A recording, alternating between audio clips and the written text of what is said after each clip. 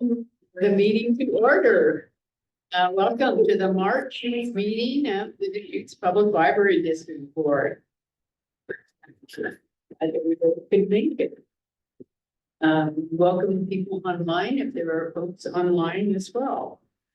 I want to recognize it's our first board meeting in this building.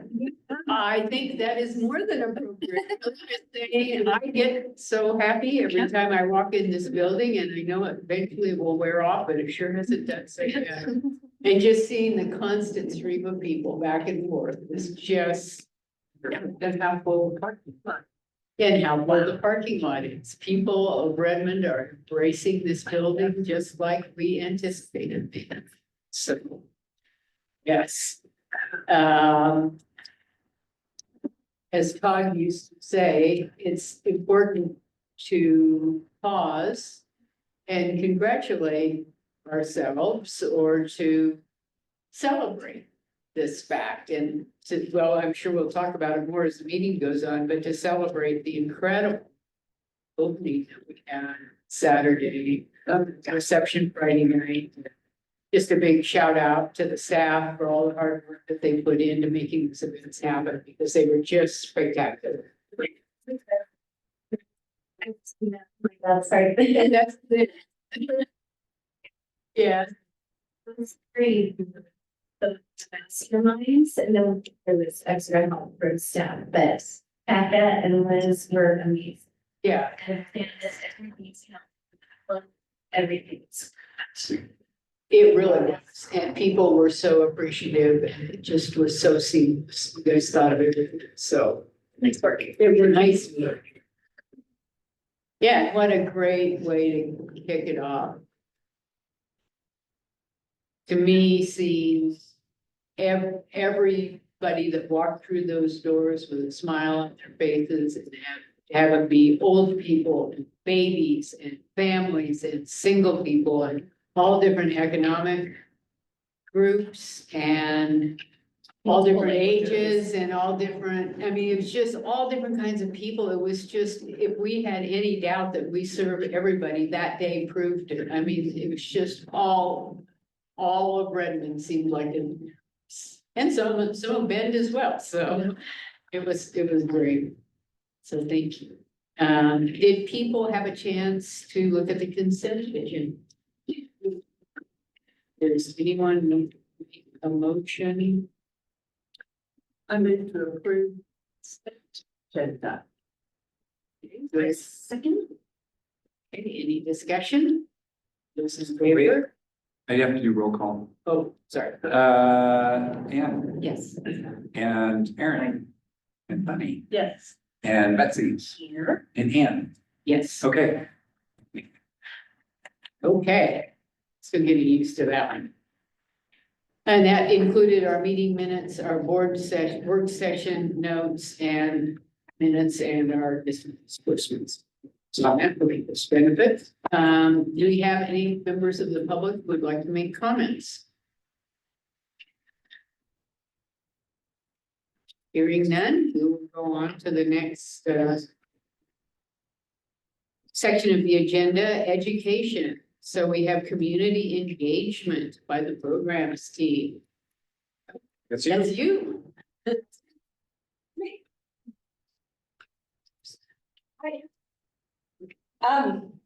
So thanks for having me. I am Liz Goodrich and I am the events team supervisor. It's a joy and a privilege to work with the team that's been assembled. And it's a joy and a privilege to do this work for our community. So I'm really glad to be here today. I've just got like 12 slides, but please feel free to interrupt and ask questions. We do a lot of different things in a lot of different spaces. And we have a very unique skill set among the team. Okay, so who we are? Am I talking loud enough? Yes. Yes.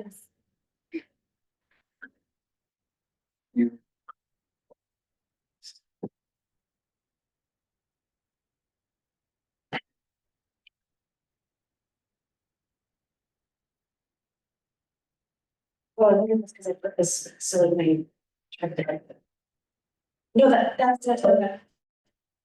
that's my. And, Okay. right. Addison, President? There we go. Yeah. We're still wondering. We are. Yeah. Okay. There we go. We got it. Yeah. There we go. There. So, I'm Liz. I was hired in 2002. I was Chantal's first employee, who was hired at her time. And really, you know, the events team has really been, it is the product of vision that Chantal had for community engagement, in a different way than what the librarians were doing.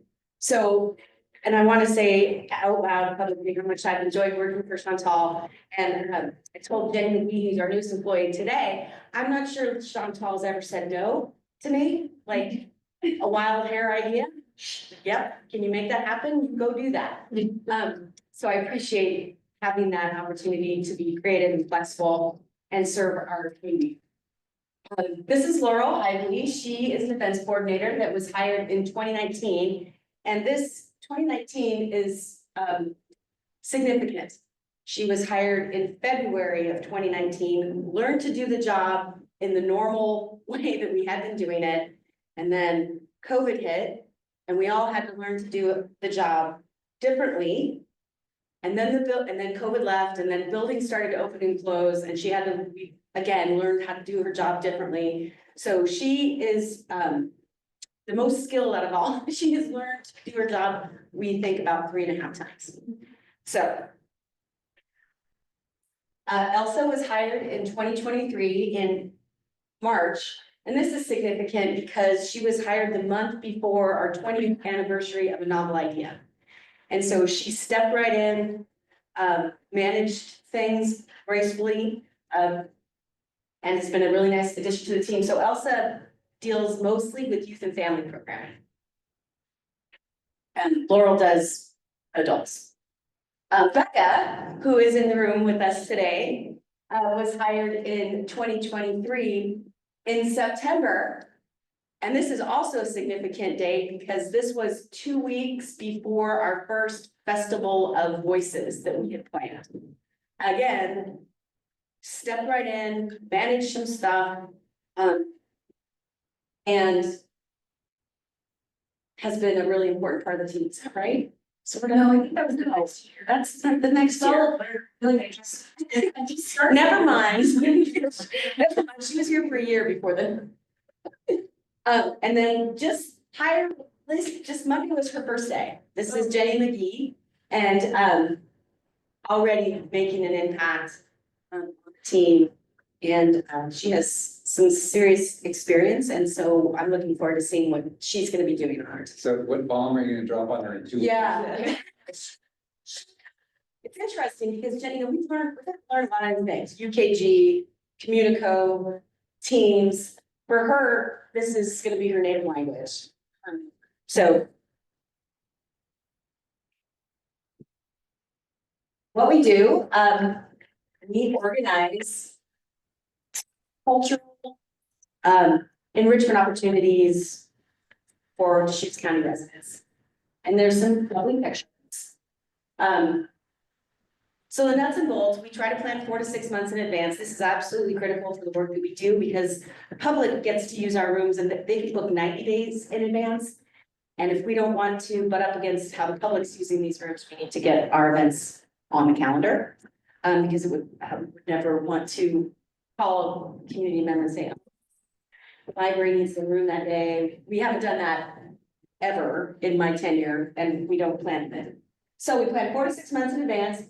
We are never the content, unlike the librarians who do deliver content. We bring in experts from outside, we hire them, and they are the content of our events.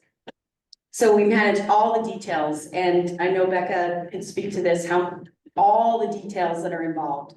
Contracts, booking the room, getting the word out to me, getting it listed correctly in the event guide, and then managing the money within our budget.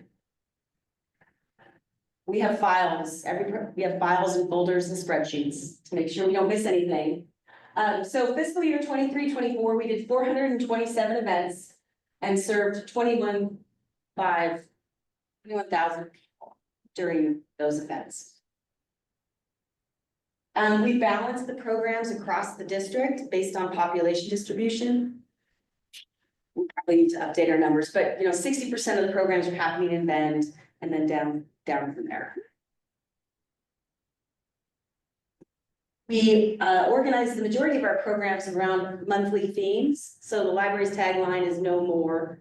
And all of our monthly themes start with the word no. So it's this month, it's no chaos. And our programs are looking at disaster preparedness, the chaos of the universe. What else, Becca? Rose and reference to the chaos of women and. So these themes, we do a brainstorm every spring.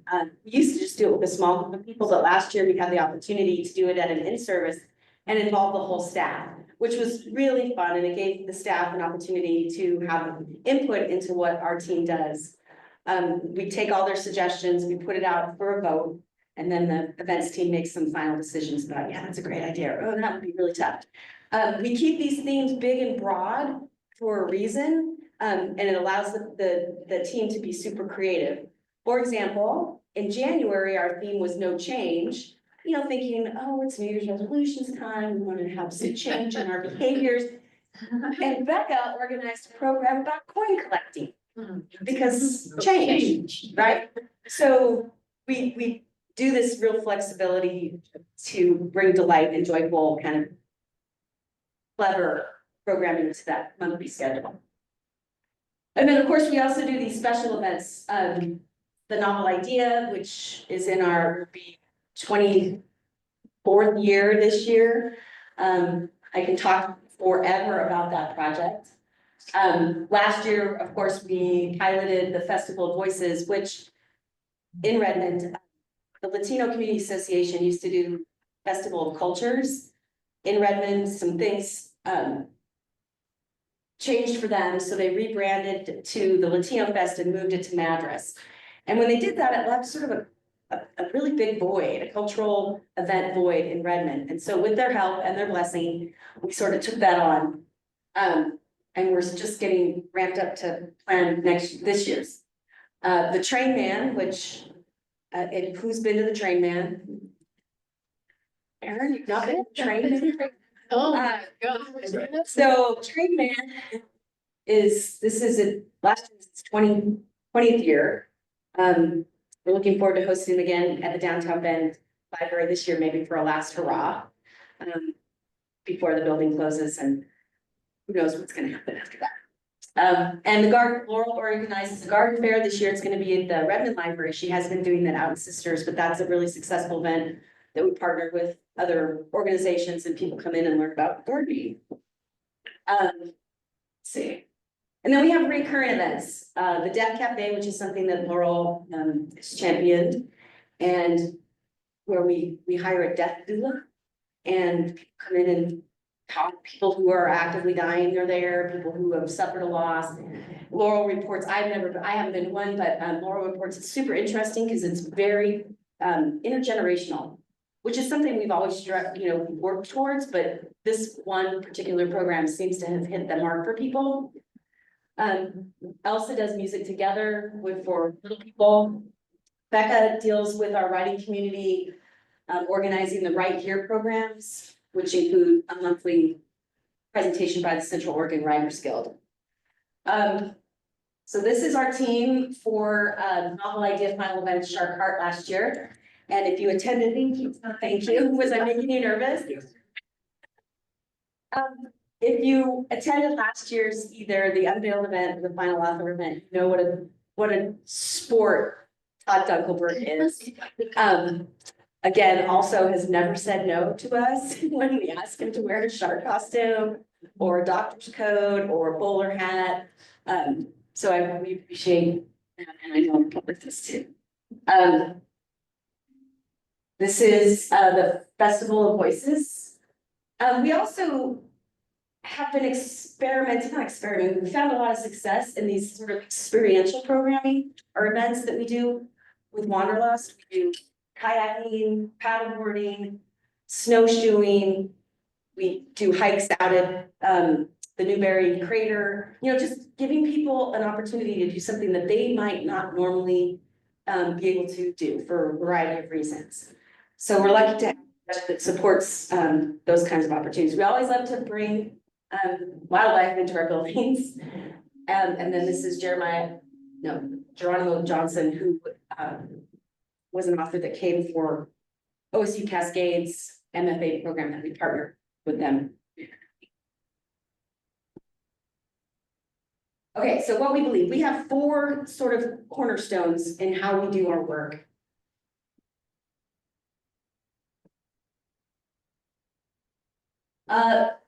First, we believe in learning from every program. We fail forward. There is always something to be learned when things didn't quite go right. And we celebrate the opportunity to do things differently. So we celebrate the good and we celebrate the things that went off the rail a little bit. And we bring our best selves to every single program, knowing that we're going to learn something of value that will help improve the work that we do. And frankly, some of the things that go wrong are really outside of our control. And we have a very control-focused team. So when things out of our control go wrong, yeah, it's hard to accept sometimes. We work as a team. We have to be able to work independently, and yet we have to really be able to support each other. And I am really proud of the team dynamic that has evolved and that we sit with. It's joyful. We believe. Hey, Kyle, I just wanted to check in. Do either of you want cheese on your burger? Yes, you do. How about you, Mads? You can have 2 cheese. No, 1 burger. What's that for you? Robert, we can hear you. I muted him. We believe in excellent customer service, both for internal and external customers. I have witnessed Laurel and Becca and Elsa following up with people and presenters to just ensure that the customer is getting the best service possible. And then we believe in innovating. So we look at what other libraries are doing, not only libraries, but we look at what other cultural groups out there are doing. We may copy them, we may take what they're doing and put our own spin on it, but we're always looking to do things differently. Okay, where we're going, we don't know. We're along for the ride. We've gotten more flexible over the course of these building projects. So when I gave the team sort of a timeline about what we were looking at, and they just didn't even bat an eye, they were just unfazed by the fact that we were gonna start having to do our work differently pretty soon. So we're exploring new opportunities in new spaces. We're going to be looking to develop some partnerships in Bend to be able to continue our work while the building is getting remodeled and before we're back in the central, or before we start in the central building. New collaborations, both internal and external, always looking for people who we can work with to bring interesting programs to our couple. And expanding the team, although I probably should have taken this because we just hired Jenny. And I don't. Yeah, so when we get in that space, we're gonna need some more bodies. Questions so far? Yeah. Betsy? What makes an event successful versus unsuccessful?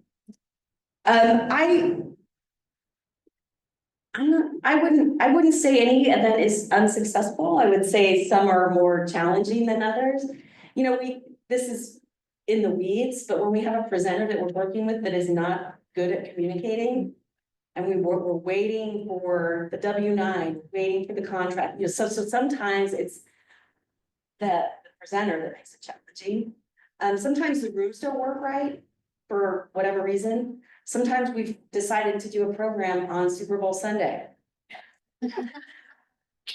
Mothers, and Super Bowl Sunday isn't bad, if it's the right program, like if you have a crafting program, like come and do scrapbook page. Those folks are not gonna be watching the Super Bowl anyway. Mother's Day is perhaps the worst day for programming, for event planning. So, yeah, I'm hard pressed to think of one that I would call a failure, that there's always something positive. There are just definitely some more challenging ones. Yeah. Any other questions? Okay, so we collect a lot of data. And at the end of the fiscal year, we take a deep dive just to see what people are showing up for. We categorize every program as in a series, and then what type of program. So you can see that performances, musical performances, theater performances are popular. Programs about nature. These are actually the kit where people are learning to do music. So we can see what people turn out for, and we make our decisions based on that data. So here are the series that we did in 2020, 23, 24. Right here is always a big chunk because there are a lot of these that happen. They happen weekly. The quiet writing happens weekly. Plus Becca does about 3 right here programs a month that have become, really popular and well received. So we get a nice turnout for writing. And then novel idea.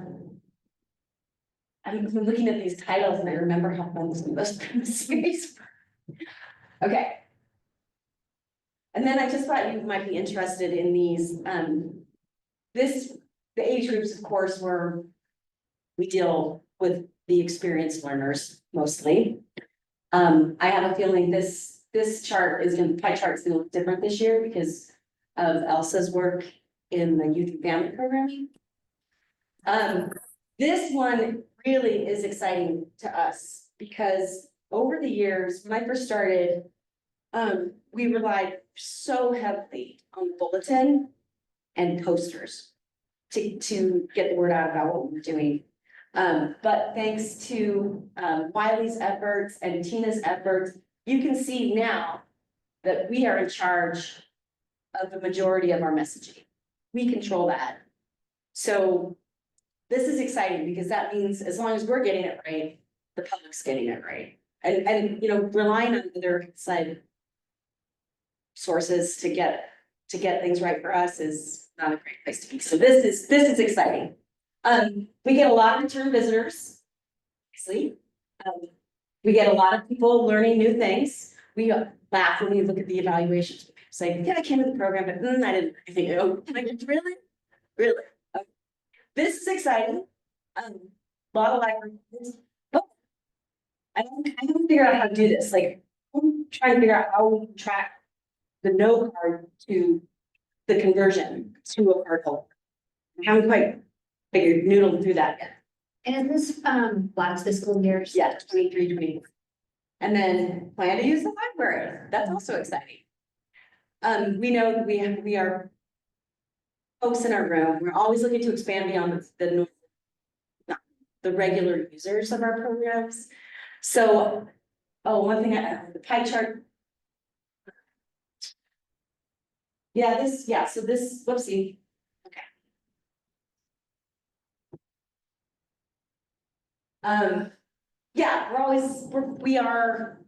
It's a self-selecting audience. We know that they're coming and they're returning. We develop relationships with some of these folks.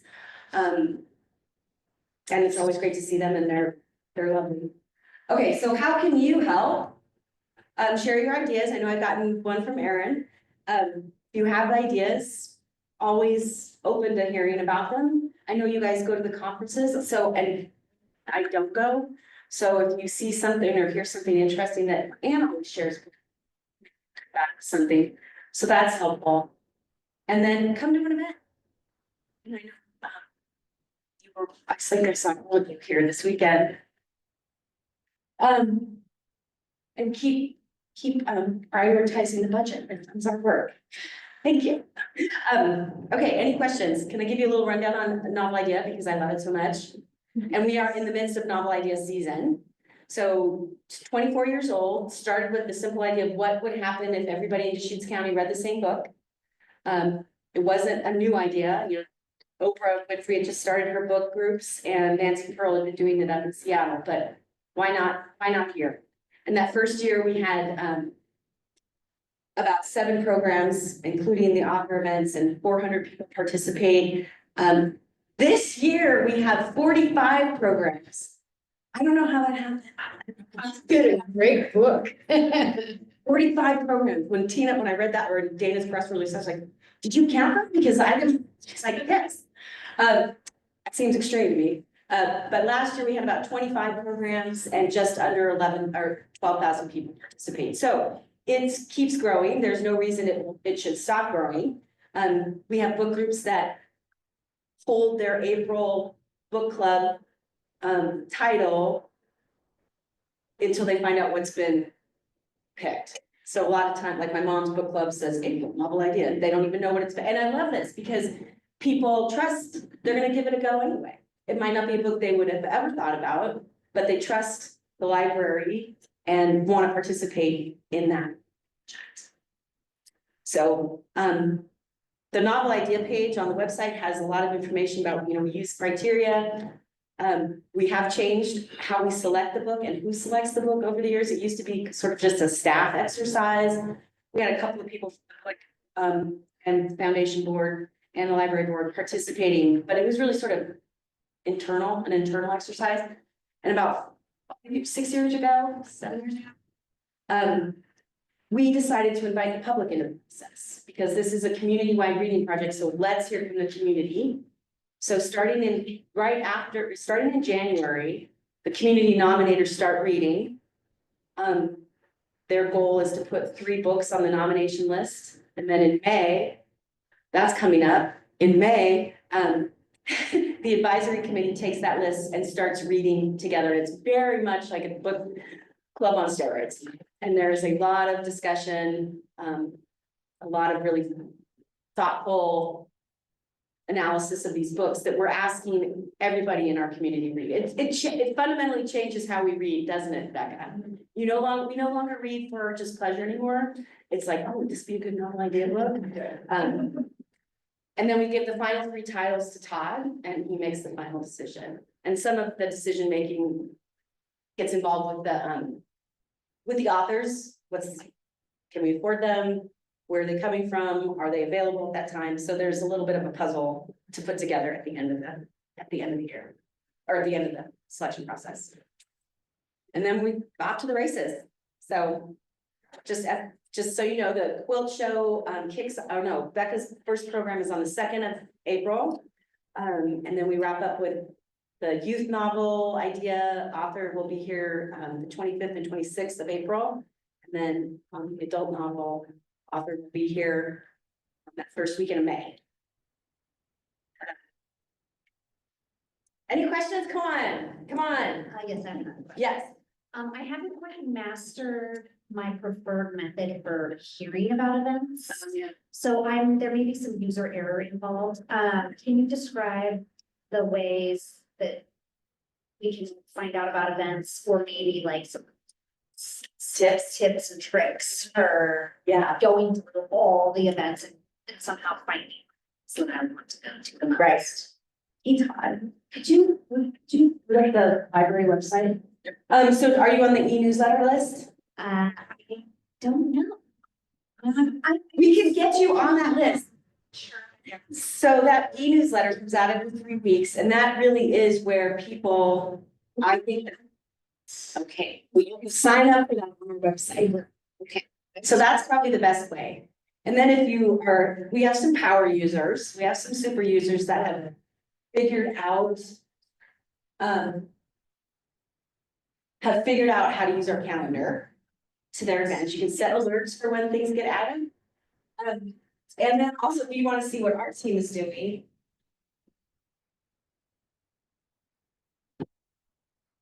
Here are the full calendar view. And see this little, keyword search? If you do hashtag.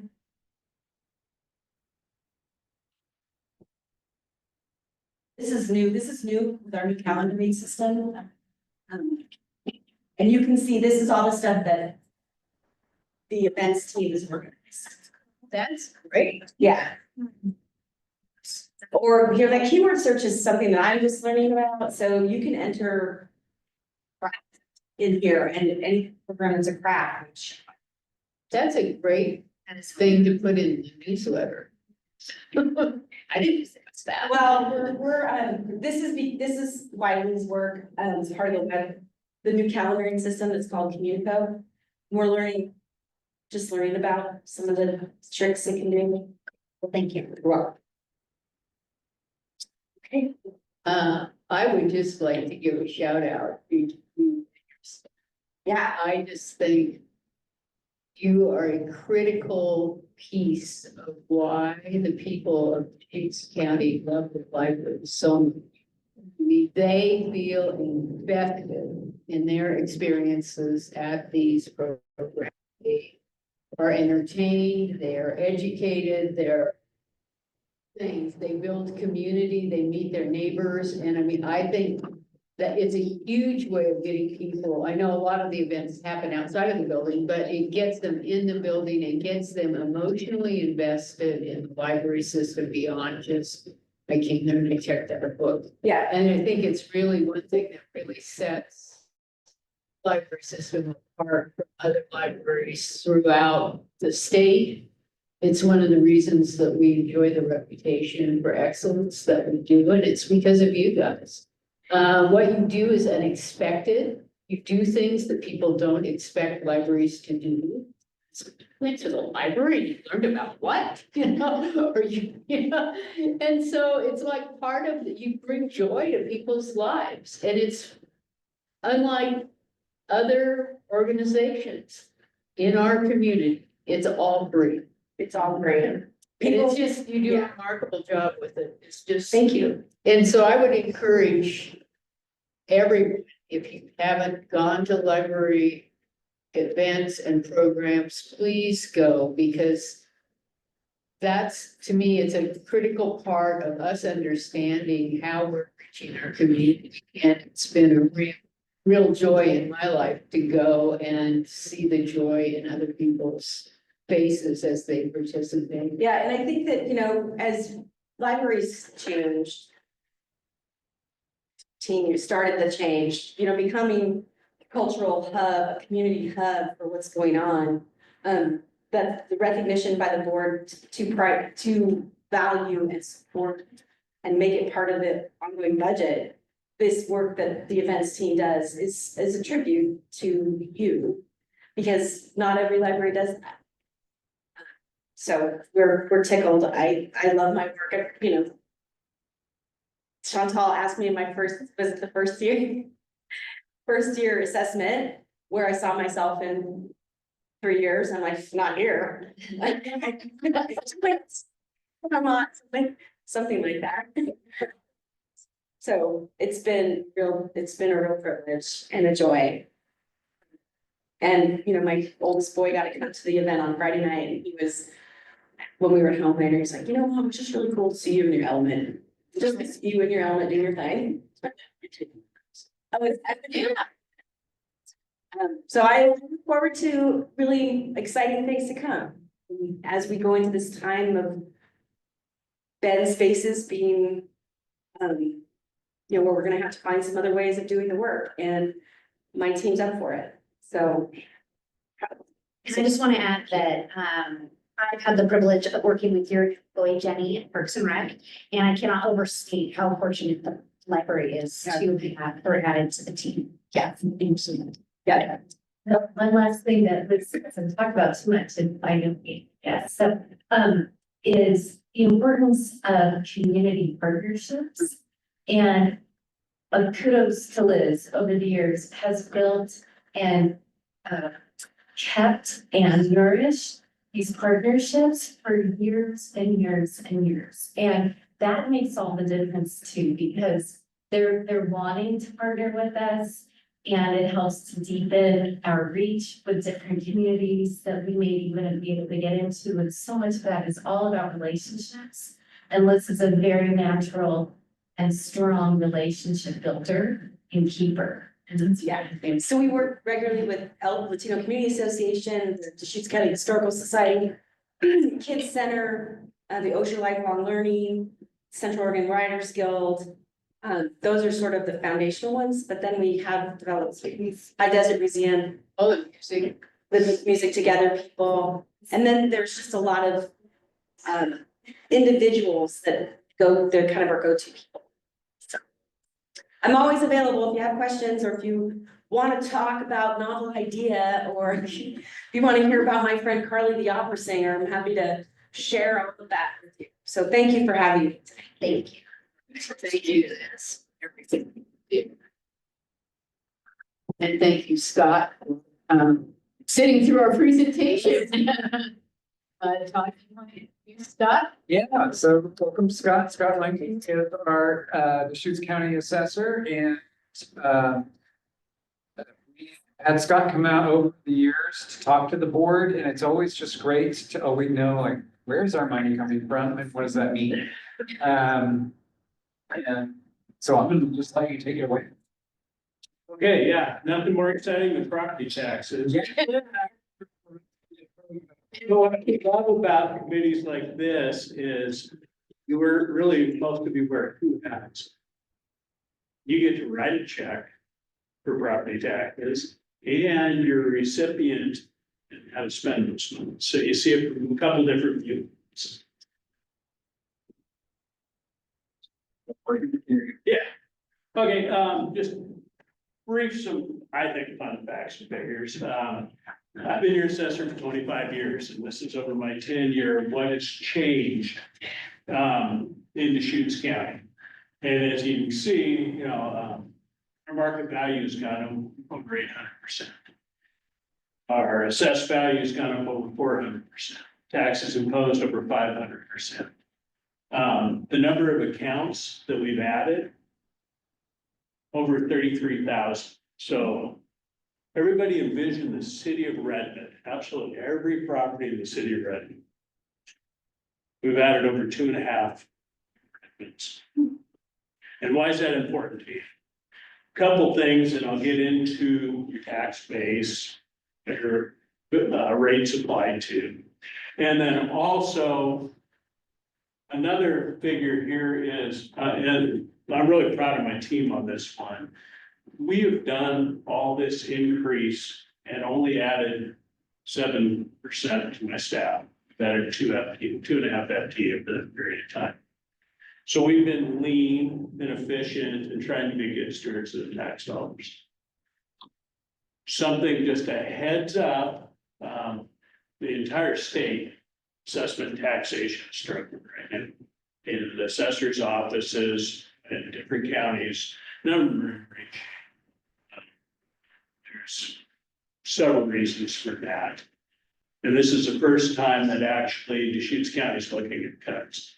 And as proud as we are about being as lean as we are, part of the problem there is we're not having fat. And when we're asked to trim fat or lean, it could have direct impacts on, are you getting the dollars that you really should through the taxes? So something to be aware of. There's some tough budget decisions coming up in Deschutes County. Oh, and also there's a House bill right now for stable assessment and taxation funding. House Bill 3518, I testified actually yesterday afternoon. So this might be a little scattered because I got back today to put this together. But I would encourage you to take a look at that and maybe support that. And hopefully that'll take and level the playing field a little bit to make sure, to ensure that we're doing the job we're mandated to do. And I can go into more details on that anytime anybody wants. But here, where do your taxes come from? Vast majority is residential. We also have commercial industrial.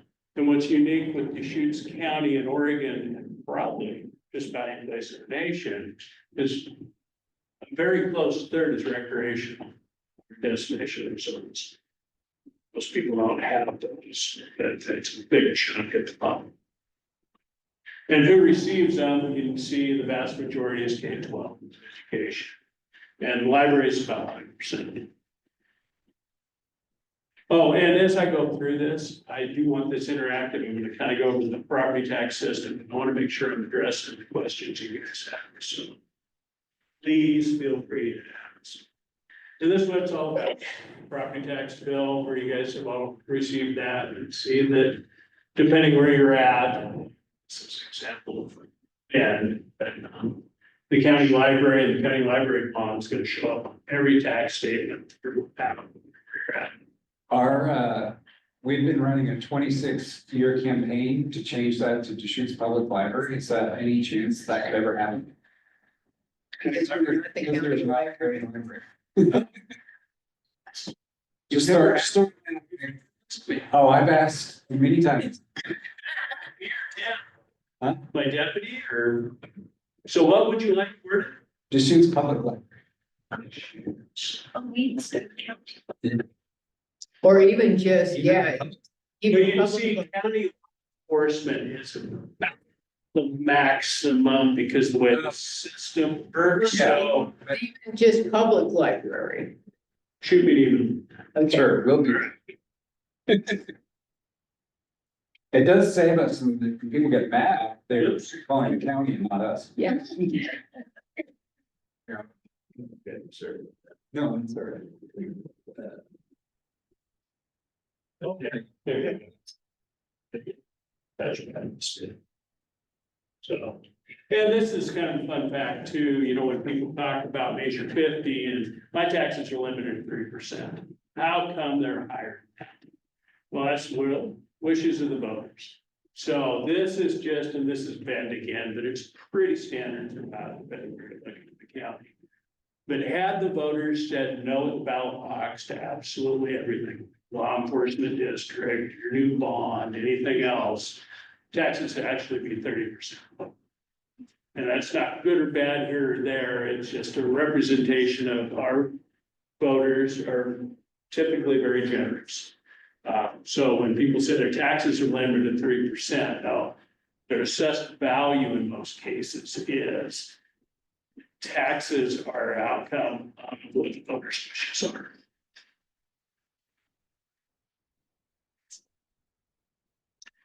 And then in a little bit of the detail here, and we'll get more into that.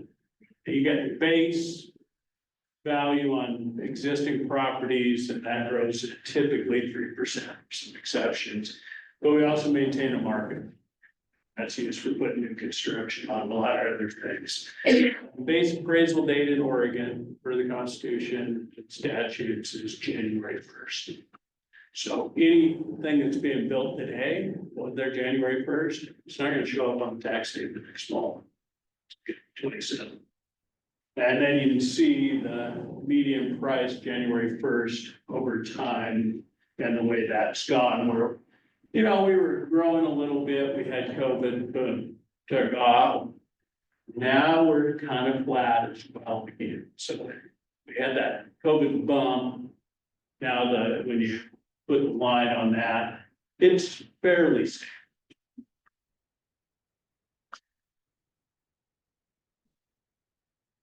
So probably the reason you guys want to be here is how do you estimate assessed value changes on your base? And it's really from two main things. It's the base 3% test on each and every account. So as long as your market value is higher, that what we call maximum assessed value is going to grow at 3%, taxed at the lower the maximum assessed or the market value. So what that equates to is tax base overall is going to grow. If there's no new construction or anything, it's going to grow about 2.8, 2.9%. Because you have utility properties, you have a business personal property, you have other types of property that actually won't grow the 3 they're depreciated. Anything above that, I'll just round it to 3, anything above the 3 is due to some, what we call exception events. It was a new subdivision. There was new house put in. New library, oh, we don't tax that, so the library doesn't count. But a new commercial building, whatever that happens to be, and that's where your growth is above. So if you look at like where Blackview or Sunriver, if you look at how much they're contributing annually increase to the library. Since you guys are countywide, they're built out. So that usually is around 3.5% that they're increasing. But then you throw Pine or Sisters and some of the numbers there, so you can get Redmond, and you can be in the 6 to 9% range on those. So that's added to that base.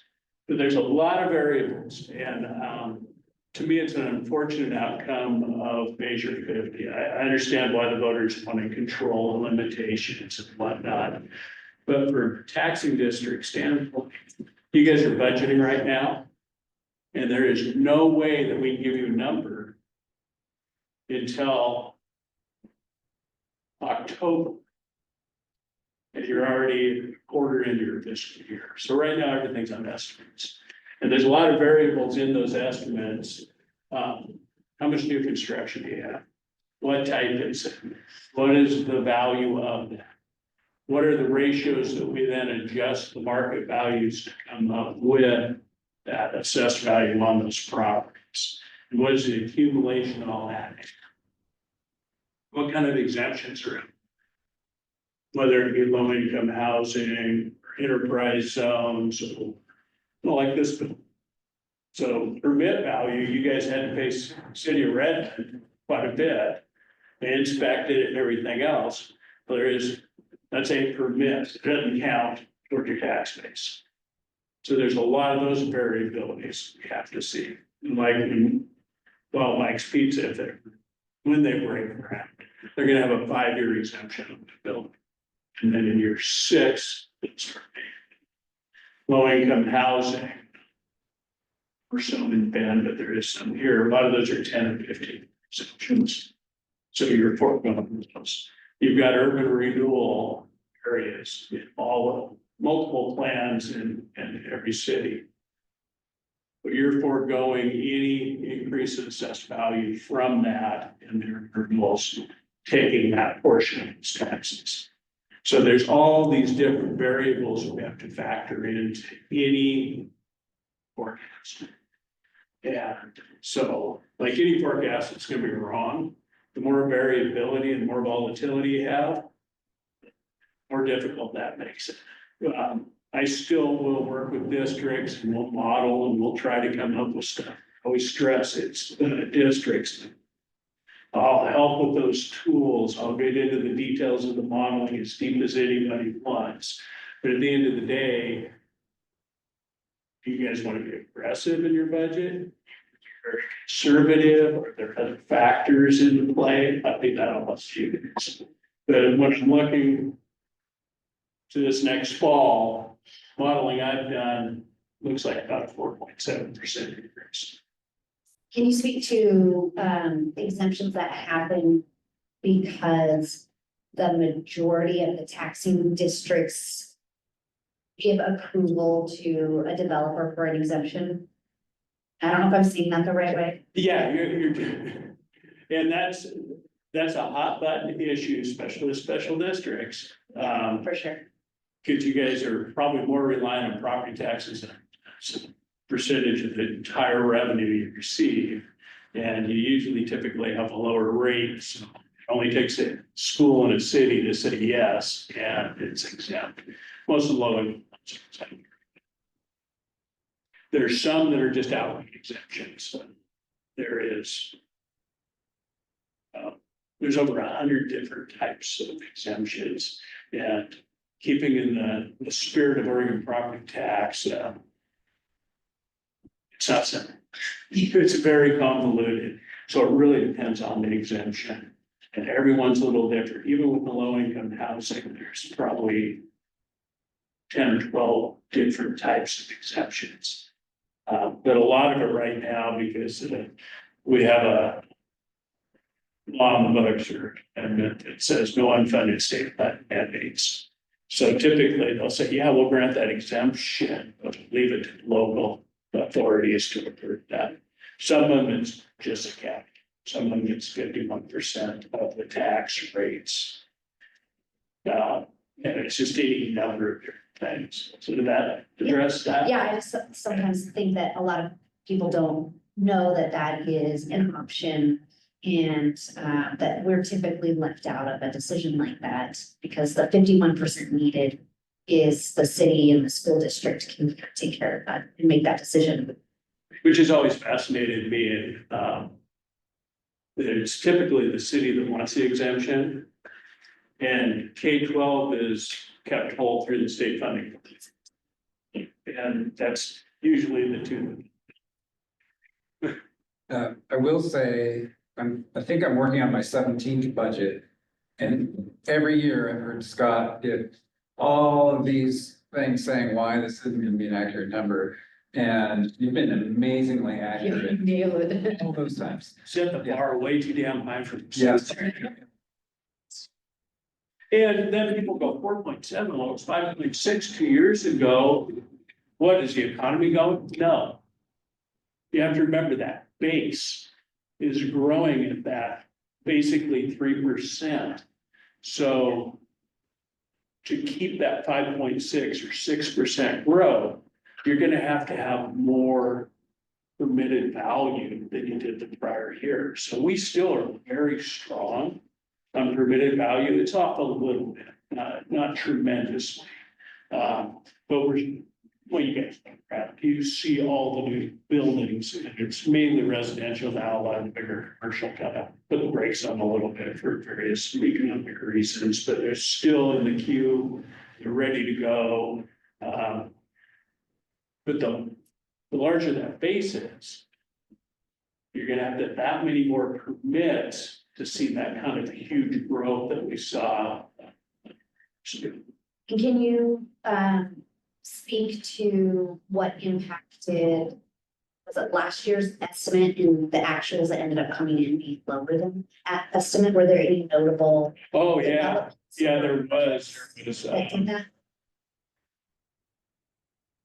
It was actually 4 companies that made almost 0.5% difference.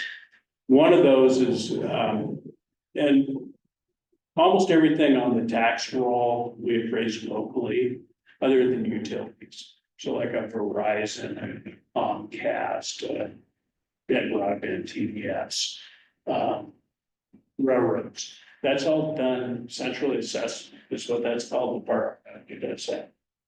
I don't even get that roll until late August, so I have no idea.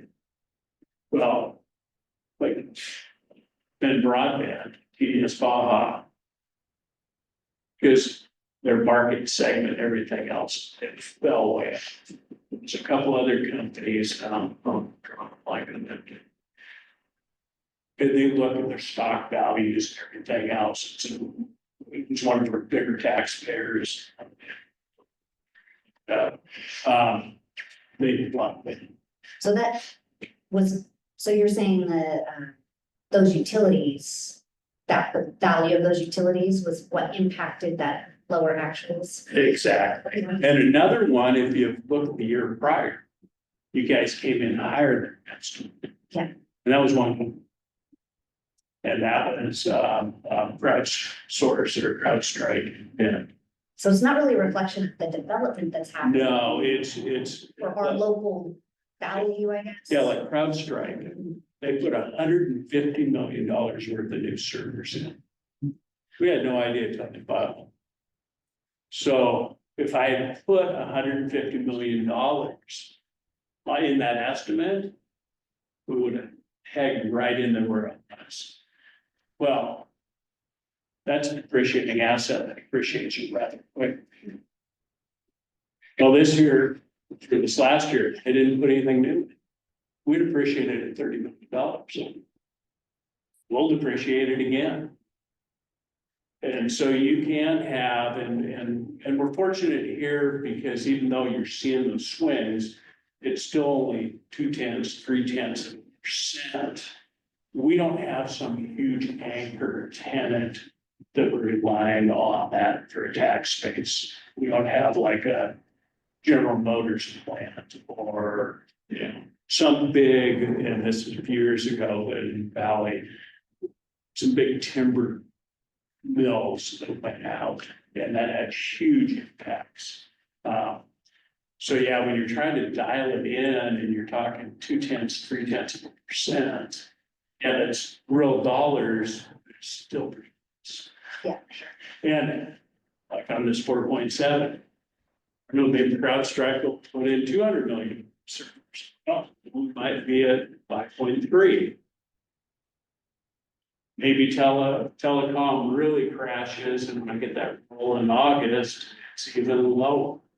And maybe that's only 4.5. Very good question. Yeah. I'm glad you were paying attention. Oh, yeah.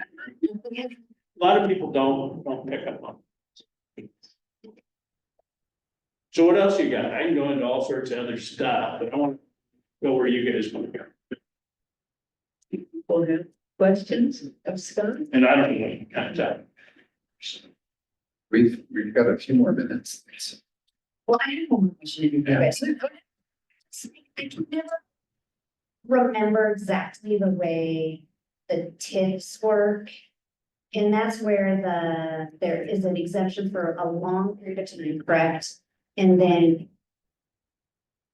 what starts, when does the exemption end again? What amount then shows up? And if you're meaning TIF, like tax increment financing. Yes, Yeah, and that's synonymous with urban renewal. yes, yes. And it's not an exemption. So I'll use like Redmond as an example. I think we're in an urban renewal zone here. Redmond has 2, Bend has 3, Pine has 1, Sisters has 1. And what it is, and it's only an advisory meeting, it's up to the jurisdiction, and when you're doing it or not, there's no vote.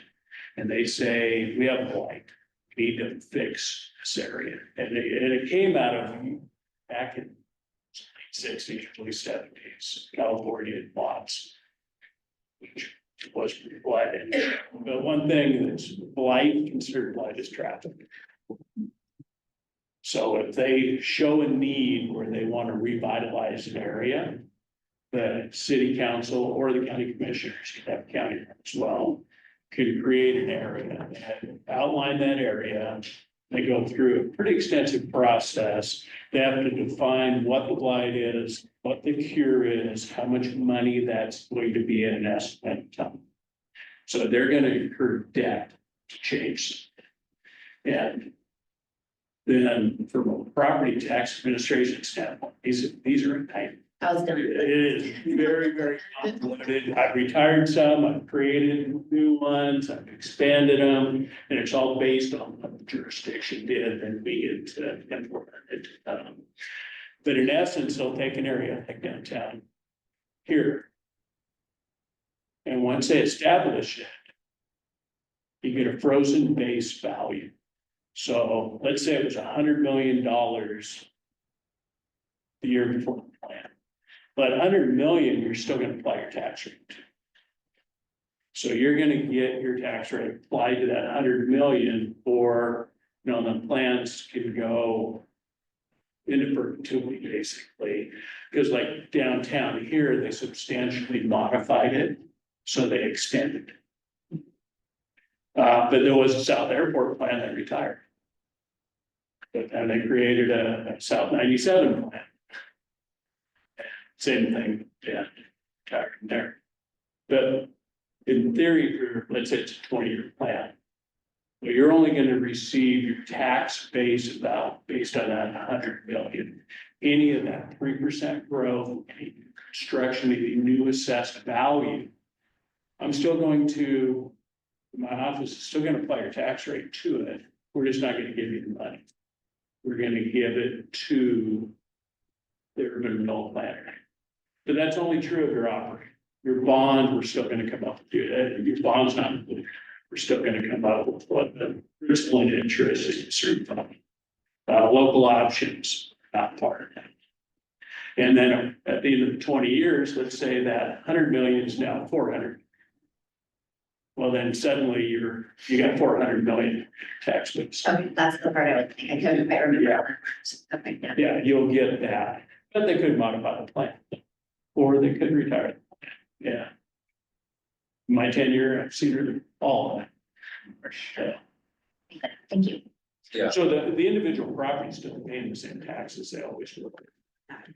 It's just not going to the districts or growth is not, I mean, can you say that growth is paying for growth still in that situation or? But not so much for the infrastructure. Well, I've seen a couple different studies on urban renewal. And one was Portland State, University of Oregon, there a few years ago. And I forget which one said which, but one said it is the best thing ever, it works just as designed, and the other one says it doesn't work at all, shouldn't do. So there you go. You be the judge. Yeah, so I know California. And that's when they started. Thank you. I want to say more questions, you guys. Well, no, and I think people use that mechanism for really wildly different goals too. I mean, whether you're doing an economic development area or whether you're doing downtown revitalization, I mean, those can look very different in the outcomes. And depending if you're talking taxing districts here, the way the city of Redmond might view an urban renewal might be drastically different than a library. But yeah, it's the political. And then with urban renewal too, just to keep it simple, there was a Supreme Court case back in 2001 that defined how we were to shift that. But prior to that, you didn't even see it on your tax statement. So we go back to the tax. And here it's been, but you can see Jennifer Ridge, Burby Cross, and Bedford.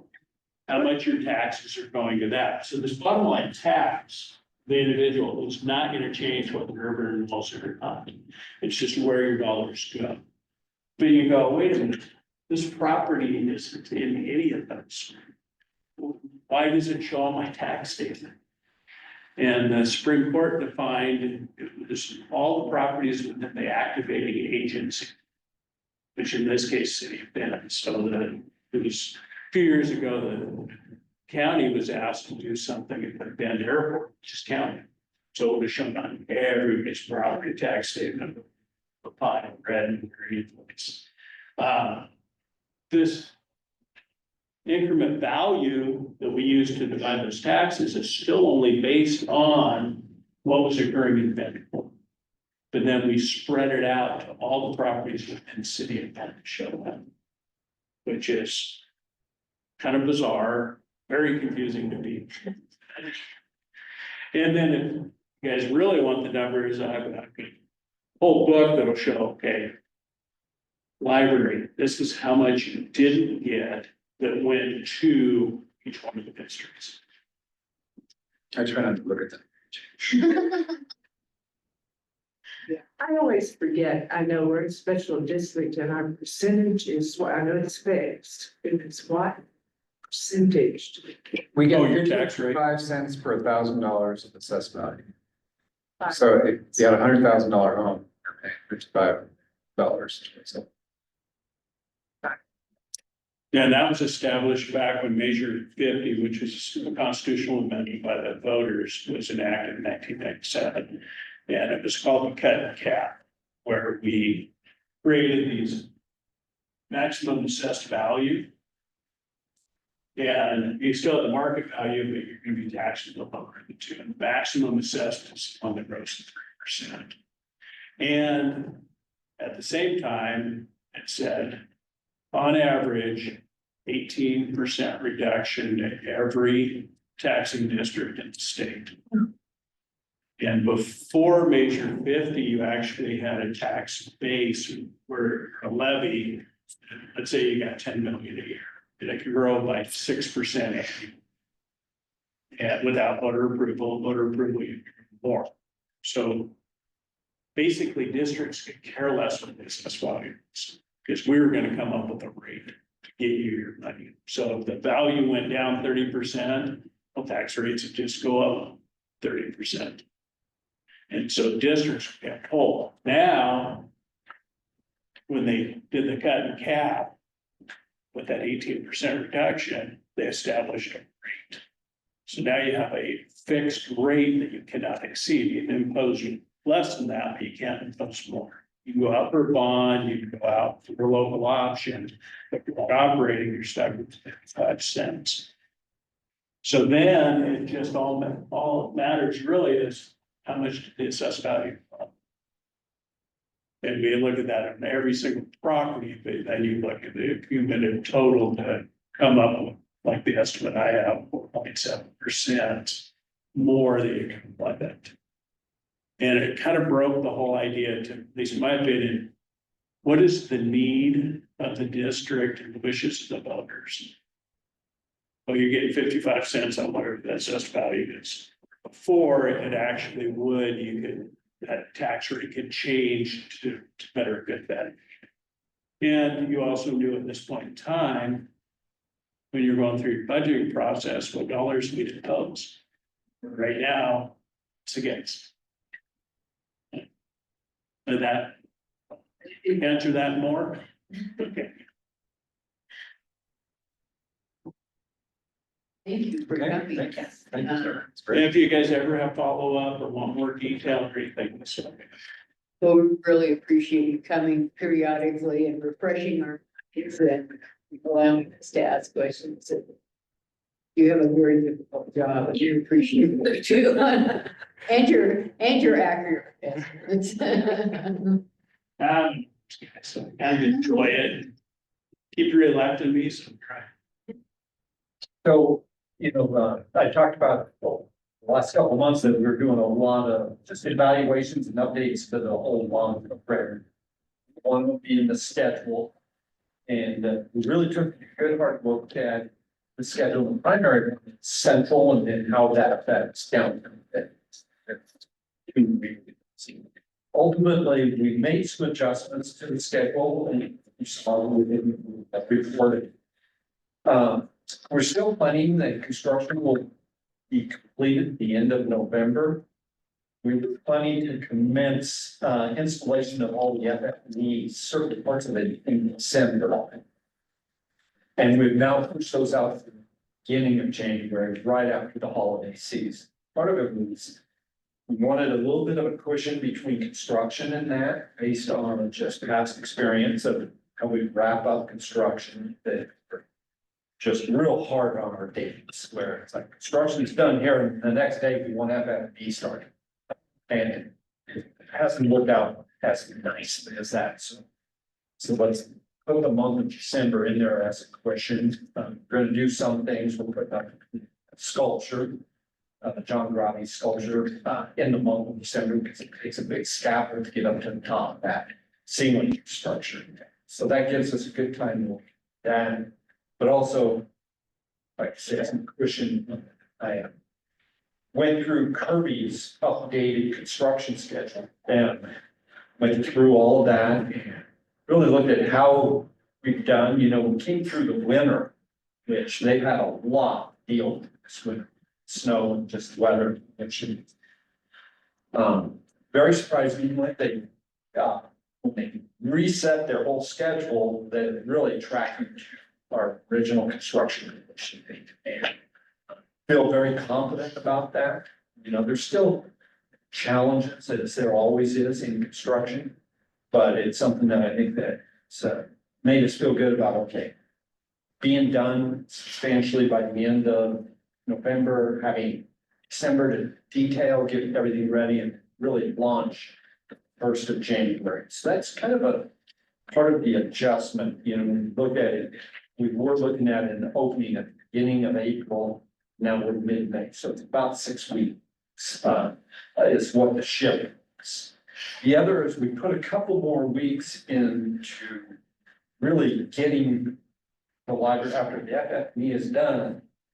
But before the library opens, we put a couple more weeks in that time frame where staff is able to prepare the building. We had a fair amount in there, but wanted to add just to really bridge that.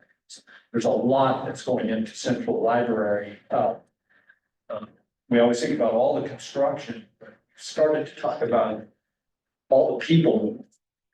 And there's a lot of staff coming out of multiple locations and all moving in there and getting set up to operate, function for their district-wide jobs as well as for their central job, right? Staff is gonna just felt like we needed more time to prepare. So that was probably the biggest shift. Because downtown Bend follows central, it shifted out. It shifted out about a month. There were some things that we were able to still overlap a little bit in activity, so didn't have near impact on the schedule. So those were updated in the summary schedule and in the table, new dates in there. We do feel really good and very confident about that it was a shift to really improve the delivery process.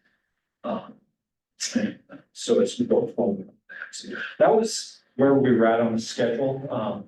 We'll continue to monitor it as we do all the way through what's going on there, but otherwise that is fun. The other schedule activity, around like here in Redmond or at the branches is really about closing out, fine tuning. I think we continue to look at and evaluate. So that's the activity that's happening. Downtown Bend itself, we're in plan check. Those plans went in at the 1st of January. We're expecting our first round of comments here at the end of March. And we'll address those comments and then continue. So it'll launch and resubmit to second plan check. It's also plans that Kirby's going to use set the GMP. So between now and really the end of June, it's all about plan check and permitting and establishing the GMP. So the activity is not enormous there. There's a little bit of design work, very good. So that's on our schedule on the budget. There was, went through and evaluated all of the projects and the overall health and bond budget and everything. And so one of the first things just looking at is our sources of funds, right? The thing that changes there is interest earned on investments of the bond funds. So we do that about twice a year. Robert looks at where that's at, what's the settings, gets a report from Kite Sandler and the other investments that he's managing. Take a look at that. And as you can see, it went up substantially, about $1.4 million increase. Interest earned. So those are funds that then are available used for the bond program. So we did that. The one other thing we did with sources of funds is that we looked at grants and donations that we're currently tracking. And I had a higher amount than what we've been really planning, and that was about 188,000. So I lowered that. And so net effect increase was about $1 million. Increasing funds. And the other funds, of course, are the original bond funds and the recent premiums and past interest. So that's the change there. The changes through the project budgets. So we have the general administrative budget, and that's not associated with the 4 work packages, but costs that are shared by all. And its overall budget is about 13.7. And there's 2 big components to that, just to remind you. It's all the collection for the district, which is one big number, and the owner's representatives. And that's a big number. And those 2 actually equate for a little over 12 million out of 17. Other is some of the original bond preparation costs that can be paid for this, and those are all committed costs, as well as things like legal fees, accounting, check. So that's what's in. I cleaned up one little thing where we had like $3,000 left over in a line item that I didn't need, so I just pushed that down, but I did increase the owner rep budget by 200,000. And that's to account for the extension of time on the overall schedule.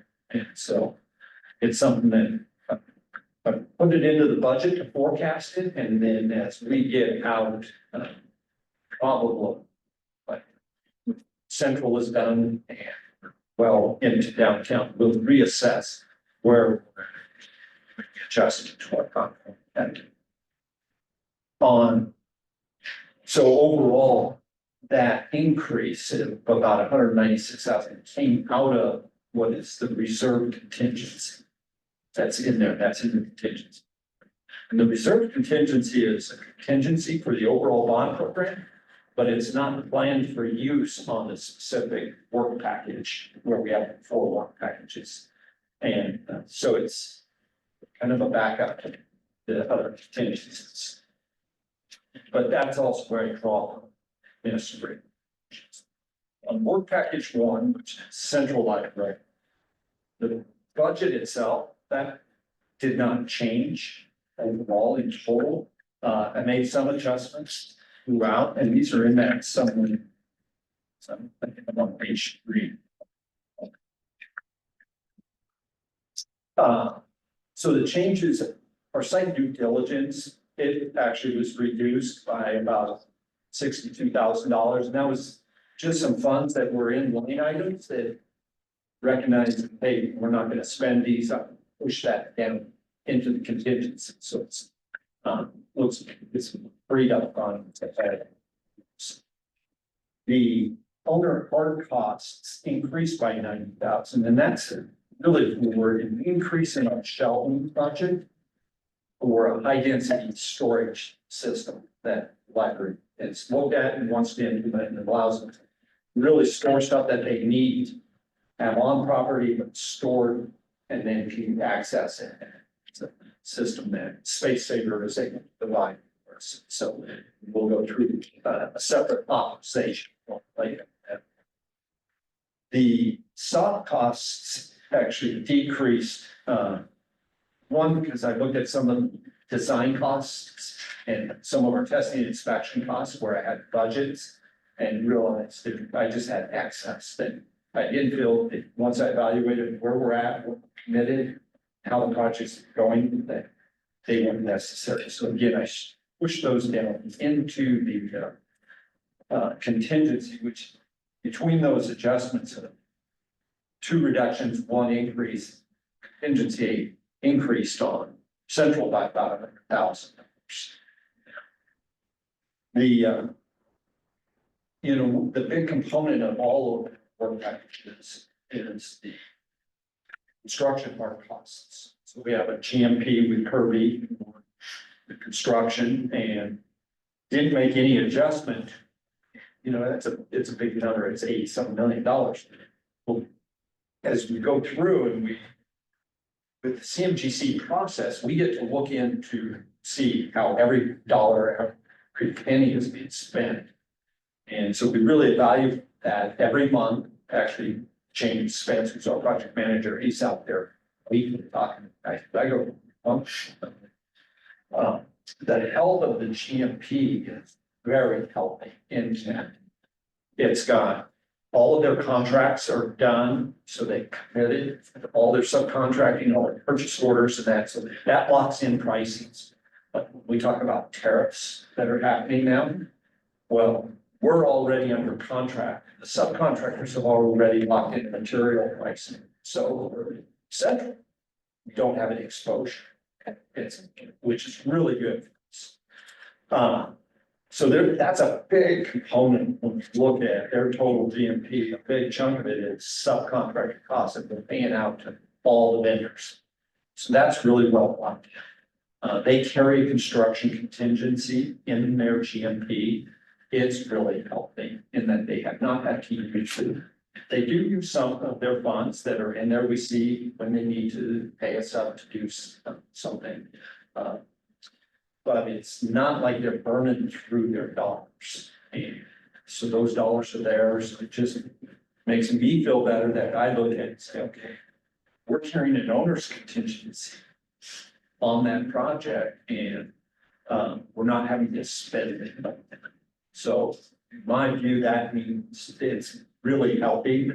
Project's very sound, got good contingencies for a real big surprise if something actually happens.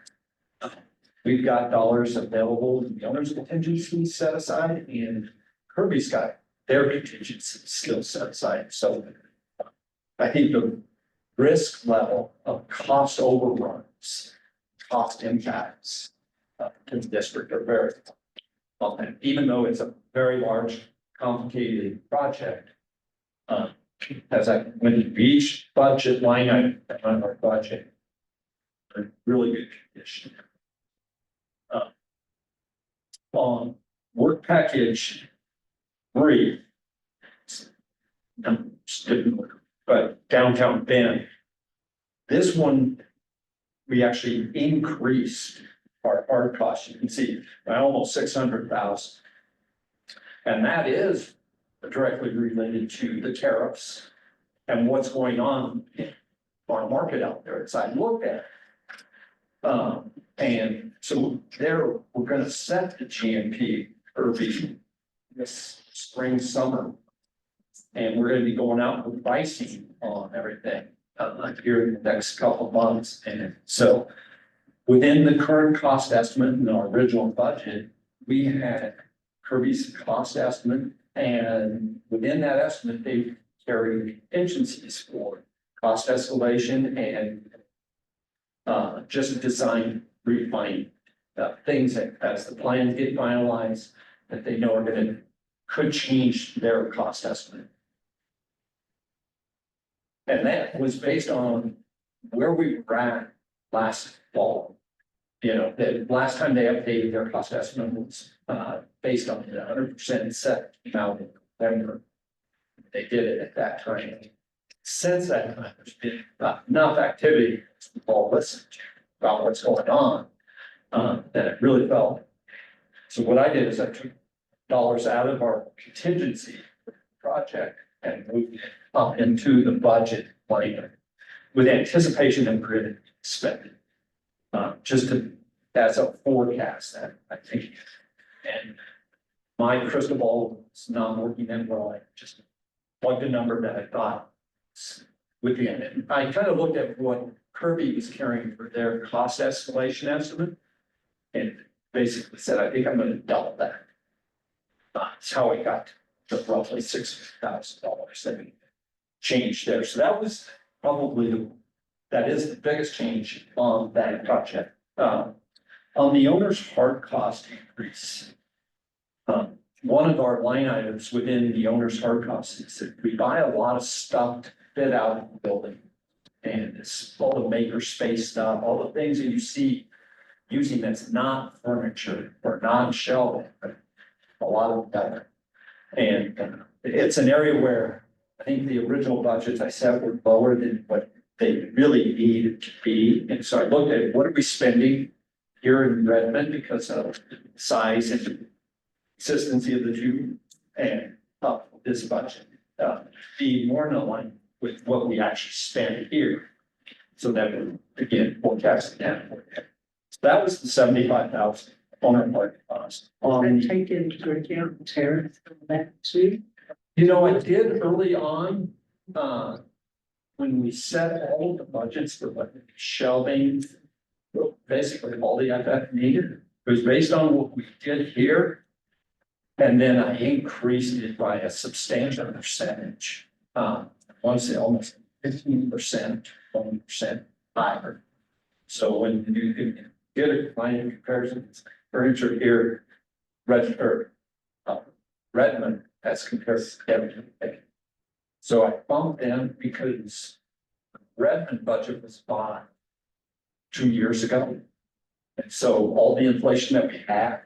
So one of the last times I did a budgeted adjustment there, I was increasing it. So when I looked at it this time, I didn't increase it at this point. Some of our, and it's kind of, it's a little bit of a guess game, if I add more now or wait. And I chose to wait, because I put so much in there. So. That's really much. The. In our soft costs, so this is all of our design costs and stuff, that one went up about 300,000. And then there was two real big components. One is an increase in the builder's risk insurance budget, because as construction costs go up, the cost of insurance goes right. And so I wanted to increase that. That was a component of that 300,000. The bigger one is really in our design costs. And so one of the things that we did, is we went through scoping out all of the work that we wanted to do for the renovation of downtown there. We had an original baseline set of work, and then we decided we wanted to increase it. And it was really expanding the amount of replacement of electrical system, mechanical system, plumbing system, and completely redo the system. And it is really to bring that building up to, well, some of those systems had some life left in them. What they didn't have is, when I asked the question, will this last us another 25 to 50 years of life? Because that's what this bond was doing. It was, the answer came back, no, but you might get 5 more years or 10 years. Okay, but we have dollars today prepared the library for the long term. So those were areas, there's some windows that we wanted, gonna just do glass, and we said, no, let's replace the entire window assembly. So those were costs that were captured in our construction budget. That's it, kind of increased over the last year. But from a design standpoint, Miller Hall incorporated those costs or that scope of work into their design process at the time we produced the CDs. So this is back in August, and they notified us as they were required for the contract that, hey, these are changes in scope that are additional costs to them, and they turned. So we started actually reviewing costs with them all the way back in October. And of what that cost would be, and finally got to a number that we felt was fair and reasonable, because it is a large number. As you can see, total cost. There's a separate authorization level, Miller Hall's contract. So this increases the budget. I had some dollars already planned in there that's over and above what was currently committed, and this raises that. Capture all of the planned expenditures that will go through, as well as any future minor adjustments to the contract. So those are the two big ones that affected the soft costs. So you can see we took almost $1 million out of contingency that was set aside and allocated it up into the budget line items where it's, that was one big change to me. Level of contingency in downtown Bend. It was a higher percentage as compared to some of the others. And it's actually now dropped a little bit where I would expect it to be at this point in time. So we still have good project contingency there, but about $50 high.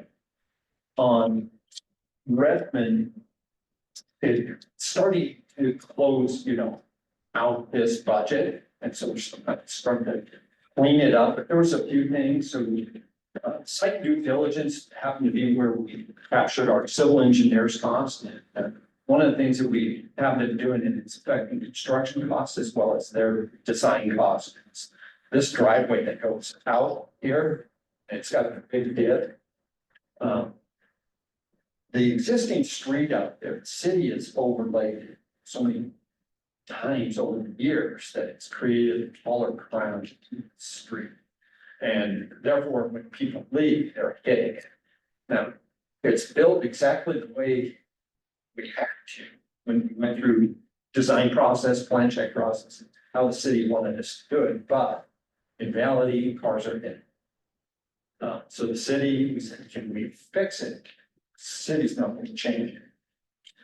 They said, well, you can go in there. There's a process that we will do to kind of reshape the road, right, to try and soften that out.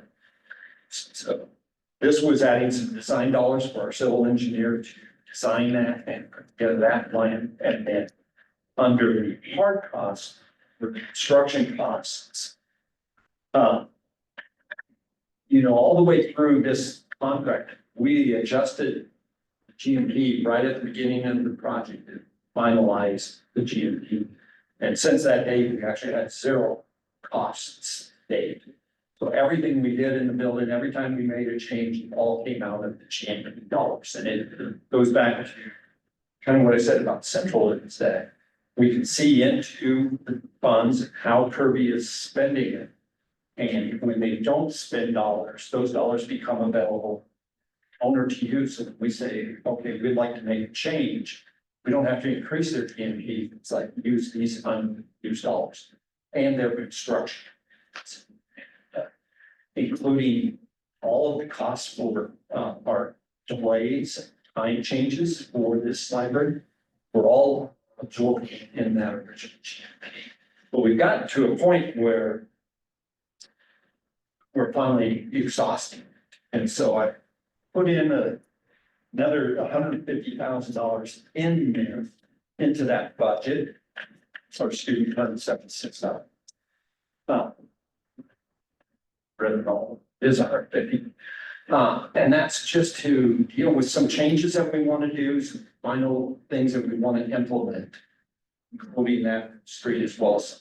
So that's something that it raises. There's also an authorization. Actually, it's coming in next month. That's quite very expensive. But I budgeted for that, anticipating those changes. If that makes sense. The owner hard costs, which was about $105,000, that had to do with final cost of all of the computer technology, IT, those components, as well as the FF&E. So the same one that I increased on downtown Bend, I call it miscellaneous FF.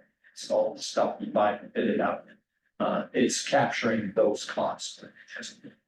Spending so not that spending is correct. So they bought the stuff in.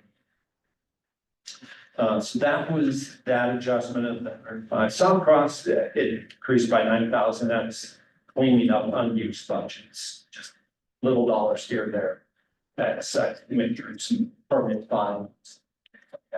We didn't spend those dollars. So that contingency ultimately was reduced by 256,000 and change. So it went down. Overall, again, that budget didn't change the whole. It's just use of planning. The work package 4, which is Sisters in the Fund. This one, same thing, the overall budget didn't change, but allocation of contingency was. On the construction hard costs, it increased by this 176,000.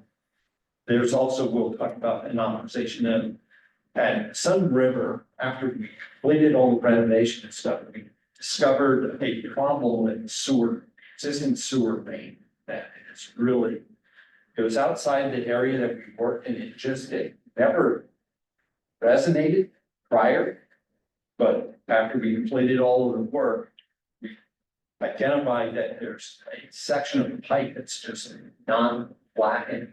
It's causing backups, and so literally I have to go in, open up the floor, correct the pipe, and then put it all back together. It's a costly repair because it's in an operating environment and cuts our finishes that we just put in, but it's something that we need to go take care of. So I increased that budget. One thing that I wanted to let you know is we have some additional costs on some of the branch costs that I did not capture. in this budget adjustment. It'll come out of the contingency, but you will see it next. And it's probably on the order of about $75,000. I was trying to capture everything, and there's just some that we're still working through. And I didn't put it in here, but I just, that's a heads up. Didn't want to think I was changing it right away, but it will change next month. Where it will show another increase in the construction budget.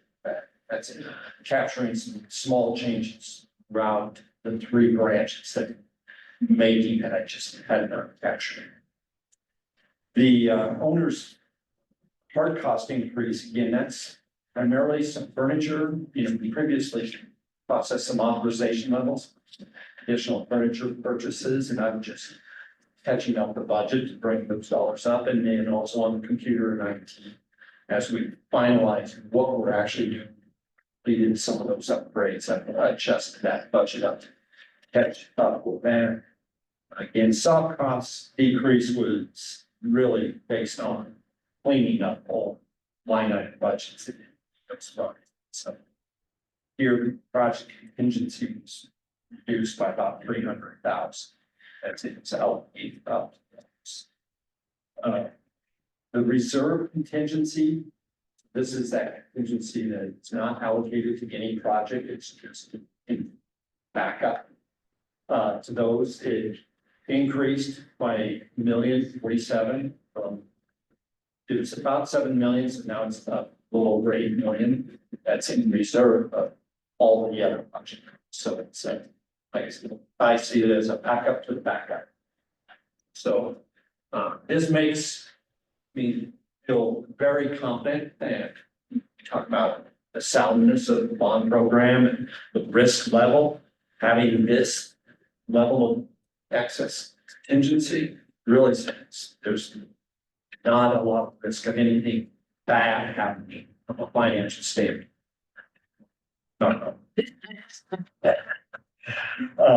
But it much lower risk level. So that was there, and that came from that primary increase. There was the increase in interest earned. Right, that's what it increased by $1,244,000, and then 197,000 that I moved up into the general administrative owner's plan. The 2 changes that occurred in that. Contingency, the total combined contingency, and that's one of the reports that are in here that shows how much is in each project, master, and the total. The net with all of the changes, contingency went down by $382,000. So it's still total combined contingency on the project, 17,700,000. So we can see that number in total, because we got it in the 4 work packages and the master. That and that still just under 8%. It's very, very contingency. So allows, I think, the district to do the things they need to do to bid out the buildings, leave the buildings, and really look at how have they addressed all the issues to set the district up for the future. And I think that's why looking at things that maybe didn't do because we didn't want to spend money early on. Says the branches are really sisters in the line more than Sunriver, but those are ones that one to look at. But I think even at the others, as we go through an early design stage, sometimes if somebody's saying, no, don't spend that money. Now we're in a position to look back and say, is there anything should do that held off on doing until we really see where we're at. So we're in a good position overall from a budget standpoint. So that's probably the biggest thing about the report. So I don't, as I go through the rest of the design and activities, it's, not a lot more to cover. So questions about this? I know I spent time there going through all of those budget adjustments, but any thoughts or questions about it? Other than everything has been so good. There's a same budget. Construction company like that, on these things, I really. Okay, this is the only project, big project I did like that. It's a good company. Yeah. No, they really are. I will say that, we have a lot of good partners in our design and consultants and our contractors. You know, they have a really big share. When you look at what we're spending with Kirby, it's more than 50% of the budget total bond, right? Between the three projects that we're managing.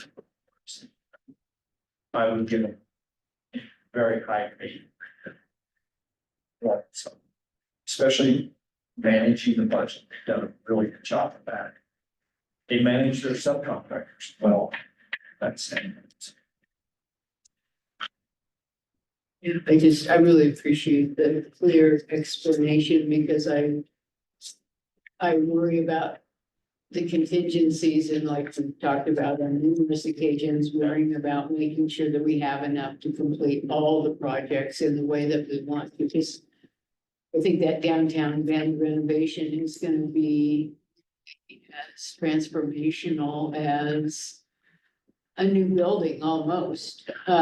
It's really gonna make a big difference in how that branch functions and the use that the public gets out of it. So I really want to make sure that that gets done adequately, and it makes me feel really good that we have these contingencies in place, especially with the uncertainty about the economy and, you know, there's just way more question marks than there were earlier, and Yeah.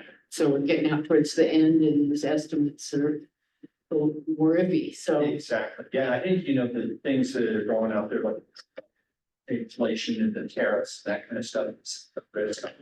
Downtown and renovation projects by nature are always more risk. And you always find surprises. You know, so we went through the process day one. One of the things about was we can't run out of money and say we can't do anything that would have been. We were always, as I went through, there was times where it's like, I'm gonna increase the budgets because I found some dollars. Don't need these dollars back. Pushed it over there. And as we were going through the design process over the last like year and a half, it was then looking at, okay, what is our scope and are we doing the right thing? Are we should? And because there was a lot of pieces that kept saying, well, she didn't say it, and then we said, no, let's evaluate it. And is it there for a long term? Now, building structure and the skin, for the most part, it's in great condition to last another 50 years. But a lot of the operating systems, especially NP, definitely ready. So I think having that contingency there allowed us to do things. I'll say as we got to it, we were doing less value engineering to reduce and more to add value. right, and Which was good. I really appreciate taking a close look at those systems that did in the smaller branches as well. To say we want these buildings to last for the next 50 years, because that's what we told the voters, and it's important to deliver on that. And it's gonna, I mean, we're spending money now, but it's gonna save us so much money in the long term, because we're not gonna be replacing huge systems that we're gonna have to find the money for later on, when we'd rather use that money for services for the public. So Plus, I can imagine it's a pretty old building, start digging into that. That's good. Yeah, and you know, both the design team and Kirby have done extensive research into the building itself, looking above the ceiling, doing all kinds of different types of photography. They take cameras out and they do 360s, see everything that's up there and look at it.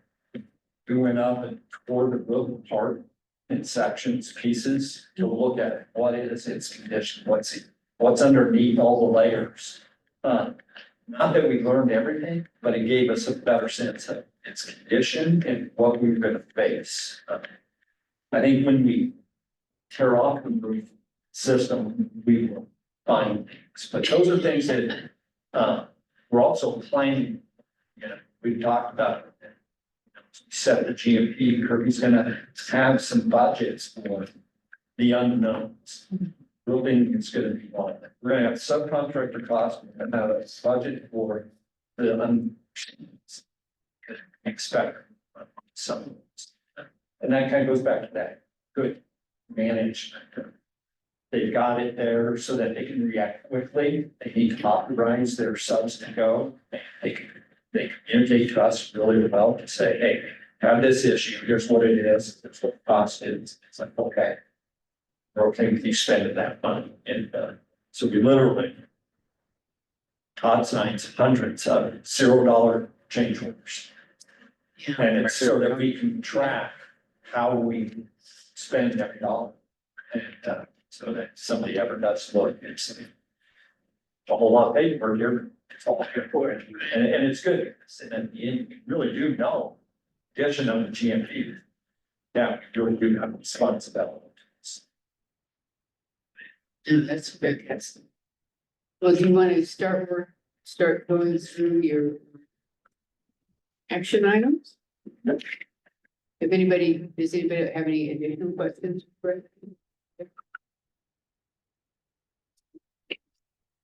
You know, I did look at the agenda to see which one are you. I put the central library shelving systems first. No, okay.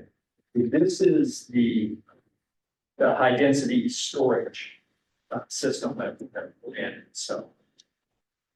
It's about $100,000 or so. We have some unused authorization, original authorization level, but increase this to capture this more specific piece. Like I said, it's, I put in some of the costs, I think, some of the pictures of what it is so that you can get a sense of what it does. It literally has multiple shelves that collapse on itself. Sits inside of the storage where public doesn't have access, but staff has access. They can put stuff there, then take it back out and be able to really store a lot of collection within a small footprint of space. So that is what we're changing and making there. So that was the request for the increase in compensation. Any early questions on it? Well, that collection then. Extra collection, is that gonna be stored? It's for more for giveaway knowledge. Some of the library books and things that are going to give away, but it's not actually. Yeah, we gave you a tour of our basement. We store a lot of things. This will allow us to do that. Okay, well, I would entertain a motion.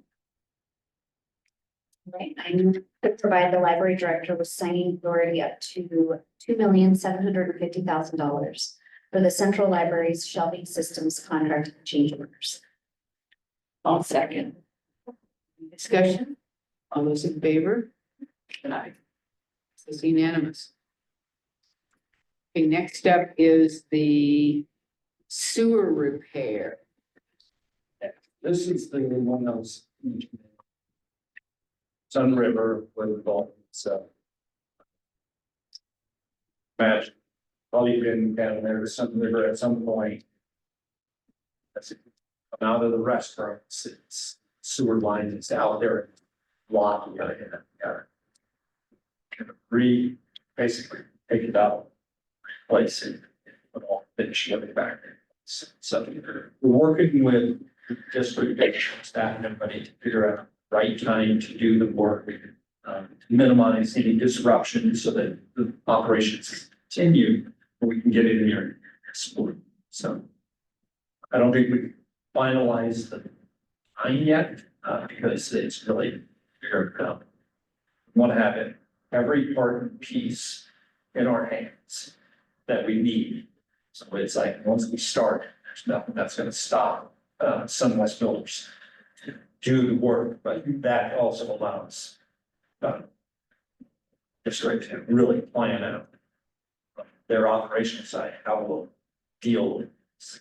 Will the library need to be closed? I don't think that's the plan. Plan is to stay open.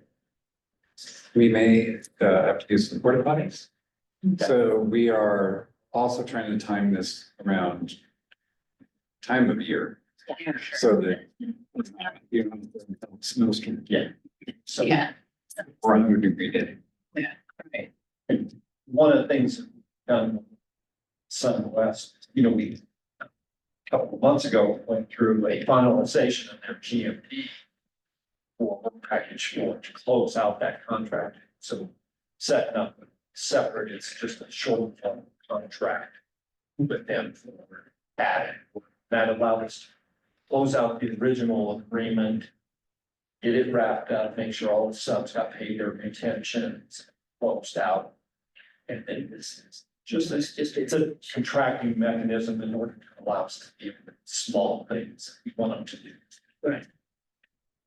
And what's the challenge that's happening right now with the sewer? I'm sure you talked about it before, but I don't remember. Is It it just, causes backups. okay, so like, if you have to close the bathroom, you have to call the plumber, like that Yeah. situation? It's, I think the kink in the line is allowing it to clog. And I think, yeah, Was that an original line that? And it just never was detected before? yeah, Weeks ago, it's very destructive and not wasn't in place to be. yeah. Yeah, you know, Okay, then. Somebody Okay. got much. Yeah. And. Library director with signing authority up to $175,000 for the Sunwest Builders Sunriver Sewer Repair Contract and Change Orders. Okay, second. Okay, second from Aaron. Any discussion? All those in favor? Aye. Unanimous. Okay, and now we have the update to Miller Pulse, design services. yeah, so, you know, this is, I think, a backlog every 3 months, 4 months, it's ask them to do additional services. So this captures the biggest, main piece, is what we talked about on downtown Bend. Incorporating all the changes associated with downtown Bend, plan visions. In there, and that is, see on that second page, this is the summary page, and it always brought, it's 474,000, so that's the biggest single component. Anything, it's not just Miller Hall, it's their entire team that really picks up Miller Hall architecture, interior design, steel architects, Interface, who's our MEP design engineer, and also our envelope consultant does all of the road testing. Originally, we had a very small scope of services for it, but now that we're replacing windows and replacing our roof system, their services is basically triple. So this is what's capturing that. That was the biggest component of this. Here in Redmond, see, there's $45,000, and that's really associated with extended services. As we've had steel architects and Miller Hall continue to support all the work that we're doing just in leading. When we wrote their original contract, this always, it's one of those things, we go back to how we set it up before we designed anything and did anything. We said, base it on this duration, this scope. So now that we've extended their services, extensions, and because we need their support as we evaluate stuff, good stuff, realize that there's things we need to do. Sometimes it, like in that number, it picks up added some additional acoustical treatments and stuff here. So they provide those design services.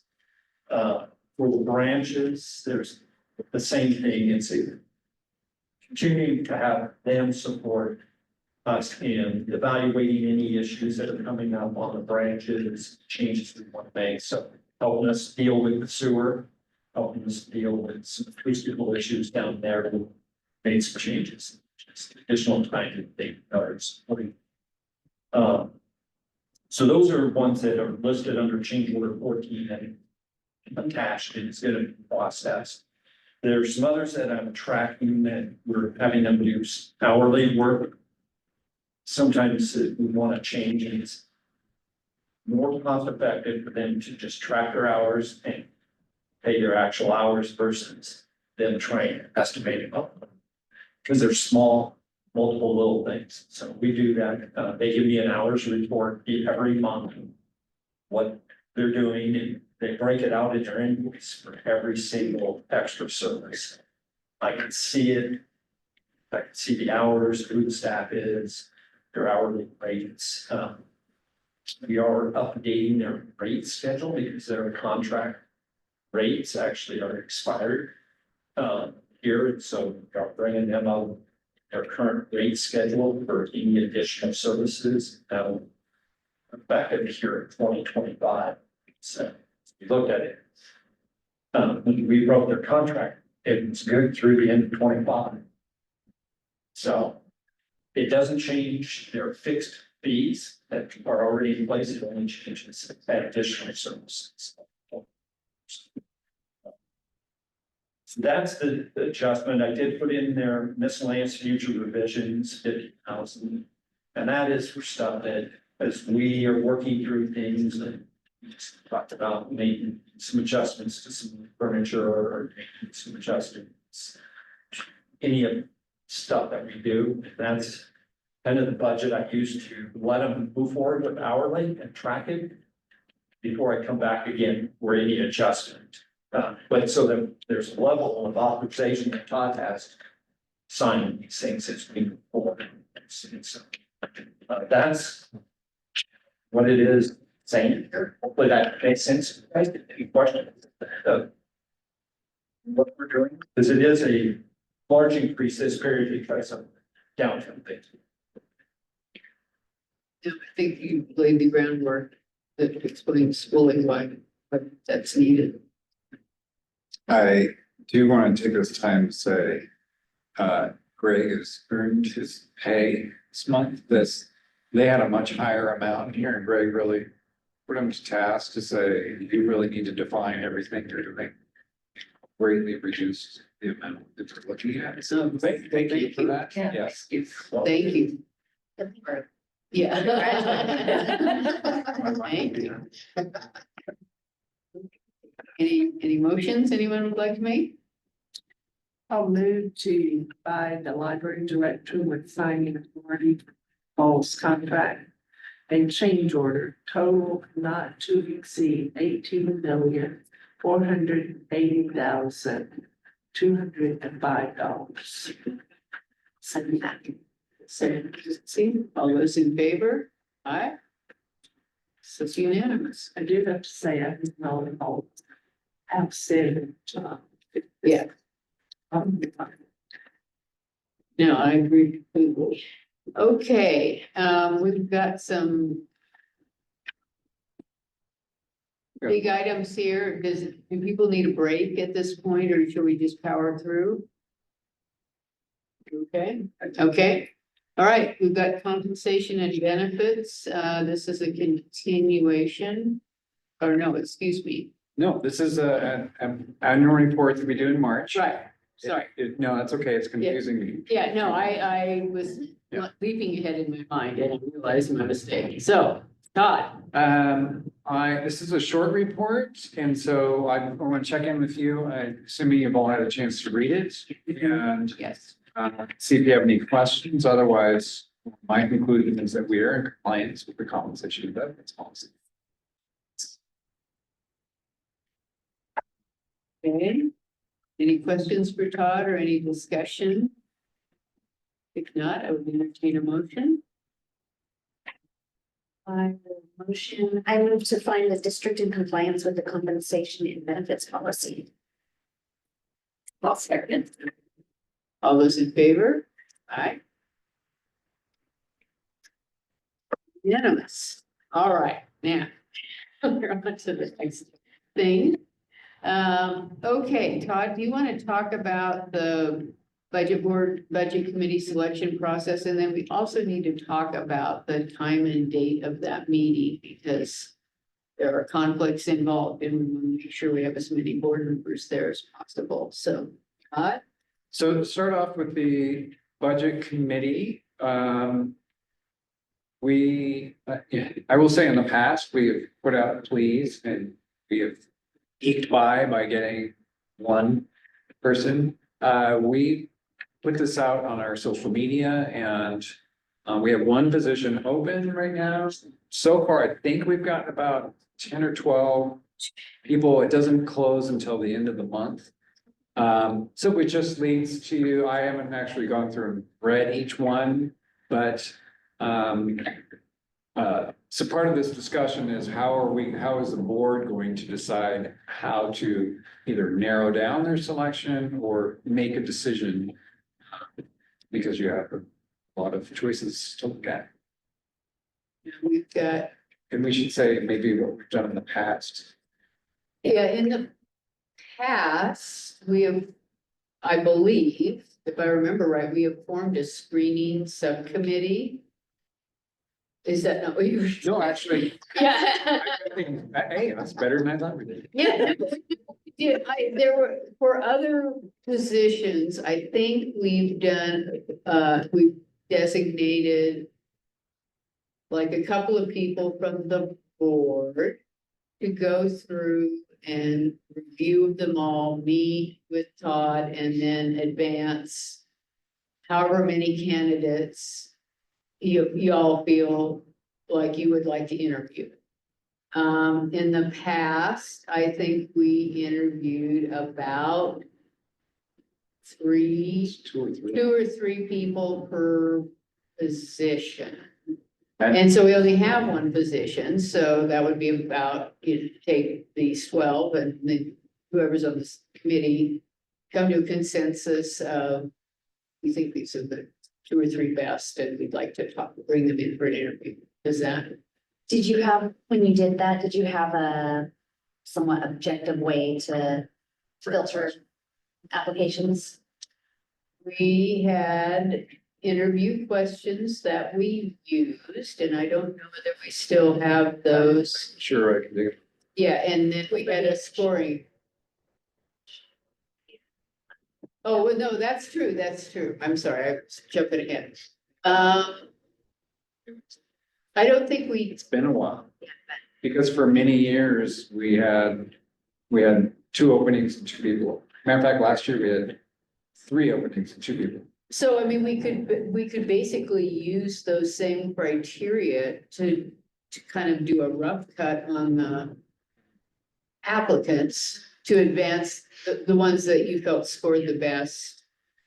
Because part of it is the personal interview. And once they're on the budget committee, is there a term? Yes. Is it for life? Is it by zone? No, it's 3 years. Okay. The budget committees are actually, there's no zone. So we could have all 5 people apply for credit. For a while, we tried to do a balance, but it really just kind of came down to who was. So that might be another criteria for you though. Right. Of interest. Not, I haven't looked through them to see, like, are they dispersed geographically?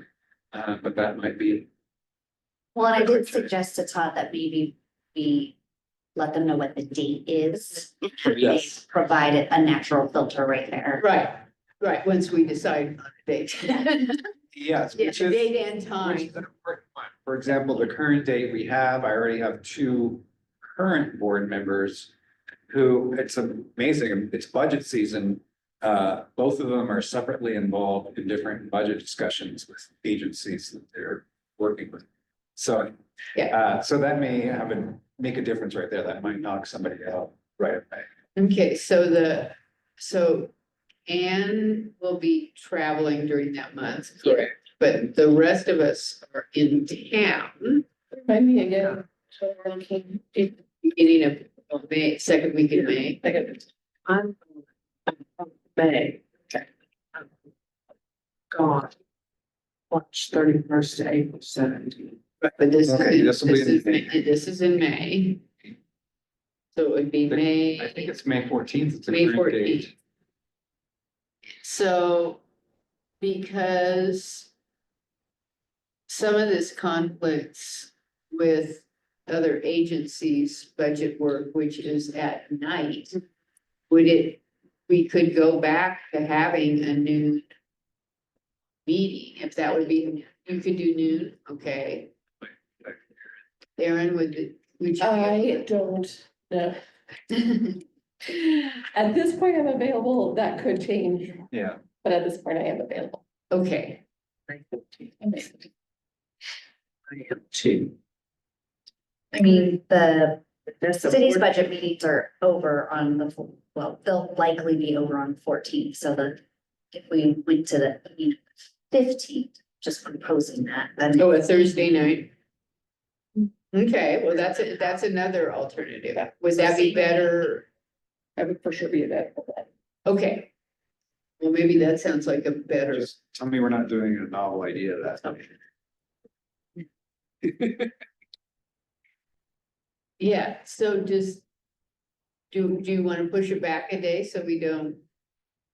So we would do our regular board meeting plus the budget Oh, on Thursday instead of Wednesday. Yes. Right, Regular board meeting. Yeah. but normally Because of that that board board meeting is like super short. Yes. I mean, we try to clear that agenda and just have the budget be. And then one of our budget committee members may be able to also attend. Yes. Right. Right. Well, does that sound like a good solution for folks? Shall we just move it to the 15th, or to the, yeah, 15th? The motion for that. No, I think we can just do it by consensus, Right? right? Yes. Okay, yes, great. You talked about forming a. Right, so, subcommittee. yes, so we are gonna need to get somebody on board before that time. Would, and it's March, yes. Yeah. So It closes in March, I think March. Oh, sorry, March, I forgot what time day, I think it's the 27th is when it closes. okay, So we really shouldn't be reviewing anything before then. right. Yeah, so would anybody be, if we set up interviews? Say. Or not interviews, excuse me. Application review. Application review, well, whoever is on the committee. Could just pick what time works best for you guys. And Todd, Yes. you could just coordinate a three-way meeting at whatever time works best. And then if you met that week and recommended. People, then we could decide at the April board meeting on the 9th. So would we have them come and do their interview with the board? Yes. Yeah, Yes, it'd have to be a public meeting. 9th of May. 9th of April.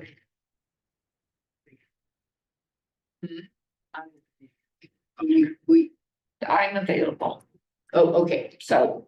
would you, I'd like to. However you want to set that up, I'm available. okay, do you guys want to be the committee? I think we have to keep it to less than Then 3 three. people. Okay. So you guys are the committee. Okay, So you just coordinate with Todd. Send you and Todd. okay, and we want to do that before the 9th. Right. Correct. Yeah, so we should tomorrow, we look at scheduling something that week. Okay, And then you can let everybody know.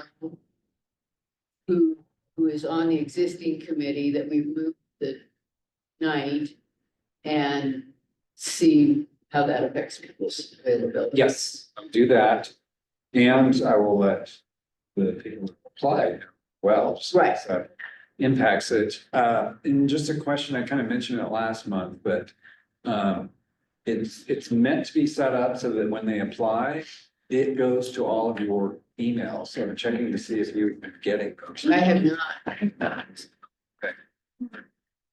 Well, and I have not been into that account, but I have To that those. email, to the Deschutes.org, not your regular email, but your Deschutes one.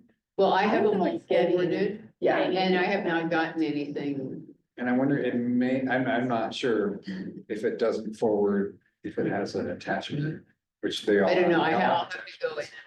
Anyway, Okay, so how many people would you like to interview? How many should they select from the school? Three? Is that too small? I think the four, I- or two more than four. I would say I don't recommend three. Remember, this is in the middle of a board meeting. Yeah. Oh. Yeah. And that's another thing, just for your awareness, when we interview them, it would be like right now, we would be interviewing them in front of the public, recording it. Just to be aware, it's not a go into the executive session. And if you don't want to do it at the regular board meeting, in the past, we have set up the interviews in advance in a separate session, and it's because usually they take a half an hour each. And We could do we could do that and then vote on them in the regular board meeting. Or we structure the interview so it's not half an hour each. Right, right, Which I would be down, with. Yes. Yeah, right, like basic questions, tell us about yourself. yeah. Okay, yeah, right. Yeah, no, I think that's, if that works for people, I think that's the choice. Okay, so I think we are good with that. Okay, so now we also have hanging out our results policy updates.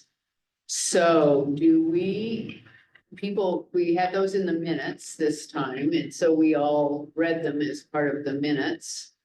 Do people want, I do not want to rush.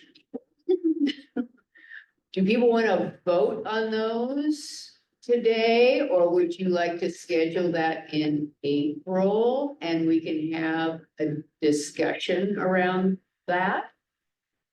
And then approve them in April, does that?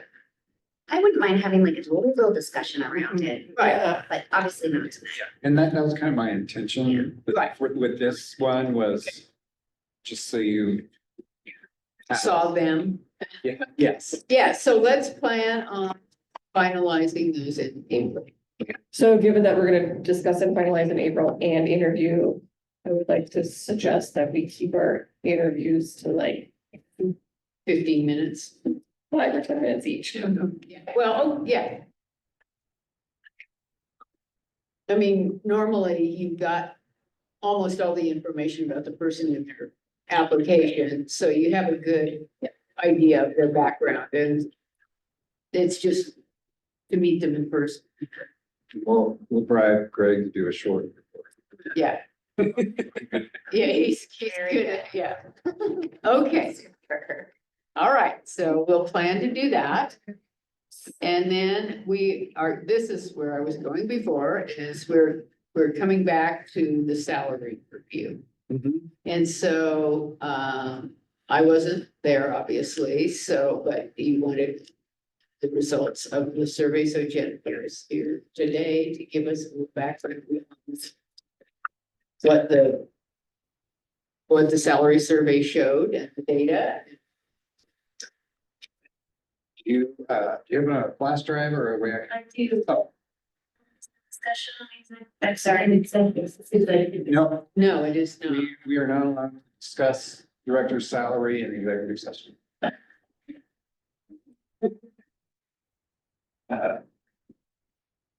Very.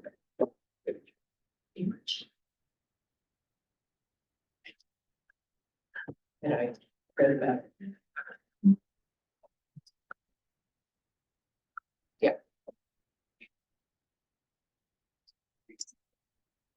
Yes.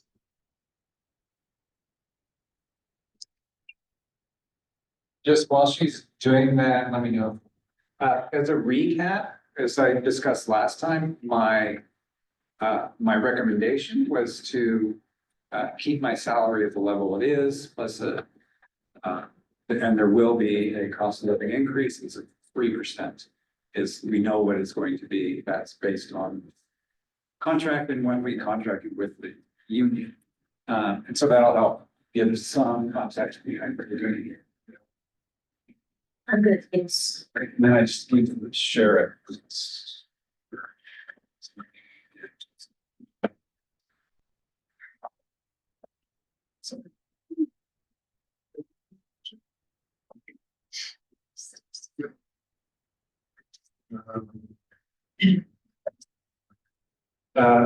In my,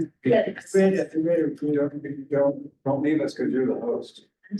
Okay, But I am going to step out. Thank you, Greg. Thank you. Thank you.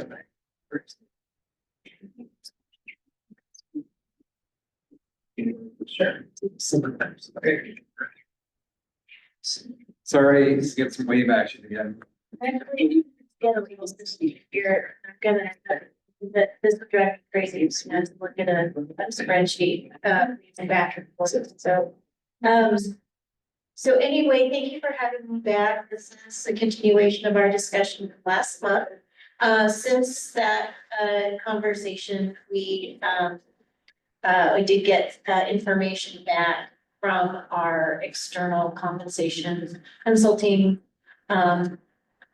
organization that I'm gonna go ahead and share tonight. And so I'm going to go over a couple of things. I'd like to kind of hold questions for the end because I'm gonna kind of go backwards a little bit. I realize we have some folks who haven't gone through this process yet, so I'm gonna kind of distill it down and then we'll save our questions for the latter part of the discussion here. So what I have pulled up is a summary sheet that just shows the history of director compensation since the 2018-19 fiscal year. And I wanted to show you just probably the best timeline would be to look at column G. So that shows the annual pay / base wage. For the period of time, with the exception of last year, the director received only cost of living adjustment. There was a prior provision for a performance-based bonus that the board eliminated last year. So what you're seeing in column G was the director's base salary up through this year. Then what we have. Did I jump in really quickly? And part of the discussion last year was we went back over Todd's entire compensation history since he became director. And he did not take raises. He became director in 2009, which is right when the economy was diving, and he did not take pay increases for more than half of the years that he has been director. So, I mean, some of this history in the context of why we did what we did last year was years of no pay. So just wanted to put that up. Down below, this is just information that's again, additional information for the board, but it's how we calculate the cost of living. The cost of living this year, if you just do the aggregate totals based on how we calculate, it's 2.5%. But at DPL, what we do is we have in the collective bargaining agreement, we have what's called a collar. So it's a minimum 3%, maximum 5% cost of living adjustment. And our practice is that we extend that practice throughout the entire employee base as well, so it would apply to this scenario as well. So the factor here, actually, it's right-handed. Just so you know, I'm learning another skill tonight. The area in the green band is projected for the upcoming fiscal year. So what we're showing is if there were no changes to the no increase to the annual base, which is the 199,680 at a 3% cost of living adjustment, that would adjust director's salary to 205,670 change. So I will probably flip back to this, but I'm gonna then take us on a little journey here. And I'm going to go to the results of the comp study for this year. So what we do are practices.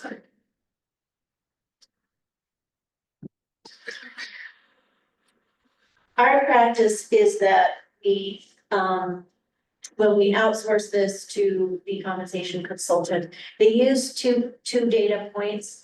Those two data points are nationally recognized salary surveys. And that encompasses just a lot of metadata of compensation. The position that we connect to for purposes of this analysis is an executive director of a nonprofit. And the reason we don't tie it to library director is the actual scope of work is very different. The library director scope that we have found in some of our survey salaries studies, for example, Milliman is a popular public sector survey. It actually does not, it trends more for the assistant director scope of responsibilities. And we have found that the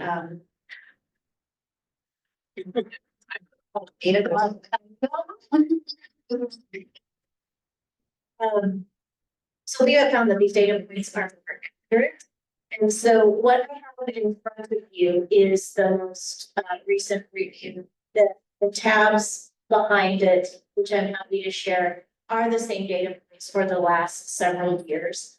And what you have in front of you is a minimum, midpoint, and maximum for the position that we're looking at.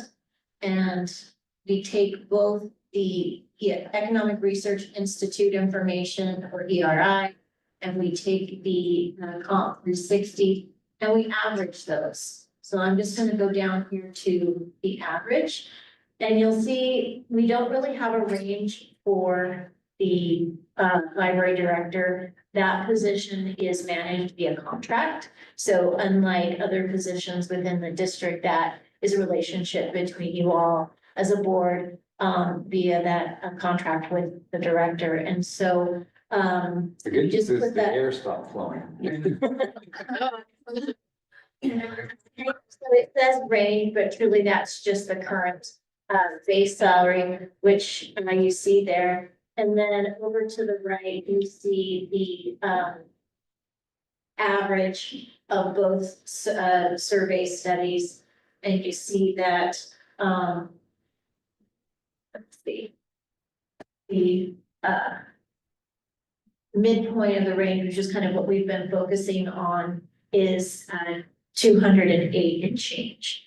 So we remember on that first tab that I showed you with the cost of living adjustment of 3%, it brings it up to a little over 205. So we're actually very much in that ballpark. I will just for purposes of comparison, the bell curve is shifting to the right. So last year we had the board approved the midpoint average.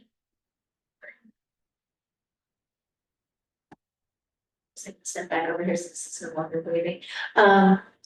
Which you see right here, kind of where my cursor is, and then going back to 2025 here, you see that it's increased. So over time, it's consistently shifted to the right.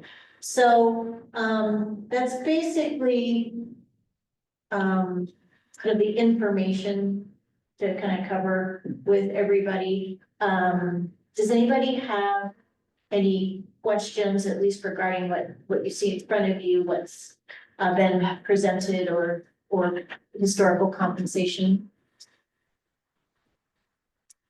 So if we were to give Todd the 3% cost of living, it would take him up to, What we do since. It would be 205, 6. But we have Yeah. to give it the 3%, we have to do 205. You're Right. contractually, yes. right, so, and In he other is, words, yes, yes. if you don't do anything, you're in good shape. Mhm.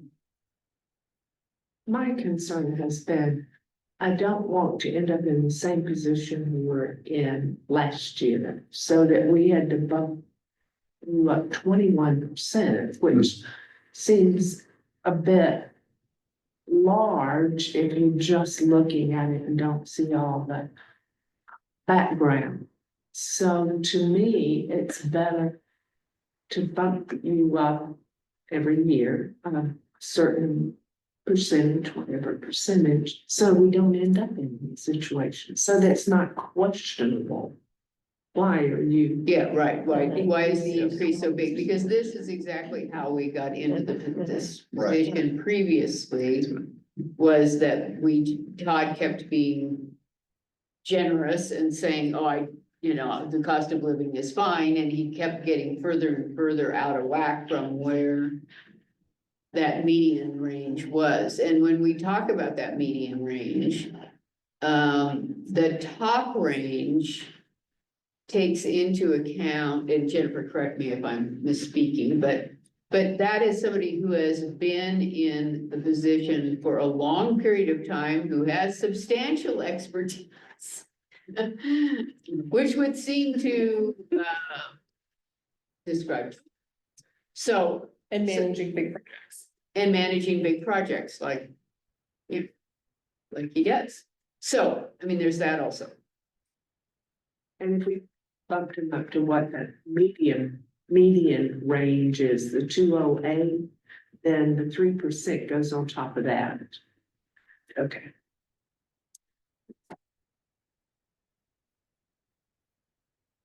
So what is your pleasure? So I hear you both saying, we don't want to get into the position that we were in last year. So I don't know, if there is a threshold percentage that should be set that, at the moment, I think, the 208 is a 4% increase from what he's currently making, or 4 plus a little bit. And so do we say, as long as it doesn't, that range isn't 5%, 10%, 7%, then we're in the ballpark and we feel comfortable with that? I mean, I don't know, that's just the first thing that came to mind. I don't know if that makes sense. One factor you should also consider, because it does have an impact on our, our scale, if I'm totally out of whack with our entire rest of our staff, so that may be, and I'm not sure where we are with that, but that may be a factor you're thinking as well. And when you say that, you mean like you're getting a 15% increase, whereas the rest of the staff are getting 3%, is that what you mean? Or just that and I'm think of like a oil company where the CEO is getting 15 million and the next person is getting 200,000. Yeah, Is it that far out of whack? I don't know what, and we talked about it a little bit, but I forgot what you called it. There was a term for it. I'm sorry, I don't remember either. And there's kind of two different ways to look at this. Again, the executive director's compensation is handled with the contract. Yeah. And so, but for degree circle rates. I guess I think it was more of compression, but I guess that was a different direction, that if it was staying too low, that was probably. Okay, sorry. yes.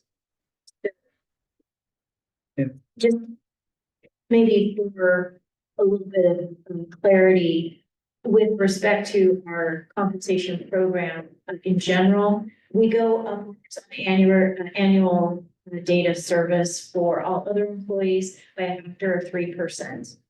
And that's representative of steps A through L. So I think that's 10, equivalent of 10 steps, 3% between each step, plus the factor of COLA on July 1st of every year. So John Doe, who's subject to the current salary scale, would see an overall 6%. Okay, Thank you, that's. actually really helpful. yeah. So if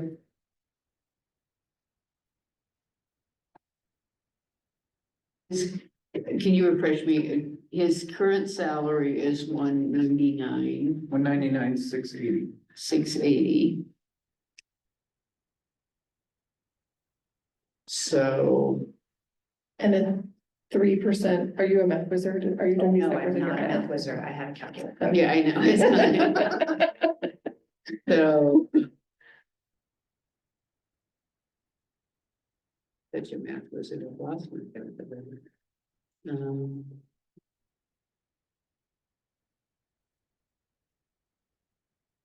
And prior to last year, did the board just typically go along with whatever the director recommended? I mean, I guess in my mind, I feel like it'd be just so nice to have kind of like a way we do it that is like kind of a little. I don't know how objective it's been. And in my mind, that would be kind of nice to be like, here's the range that we want to work within. If it exceeds this, we fix it this way. If it, what, I don't know, I guess I just want to take. I'd say since we've had Jennifer being able to pull up these reports, that's really helped it. Yeah. Because I think in the past, we got into some of the situations where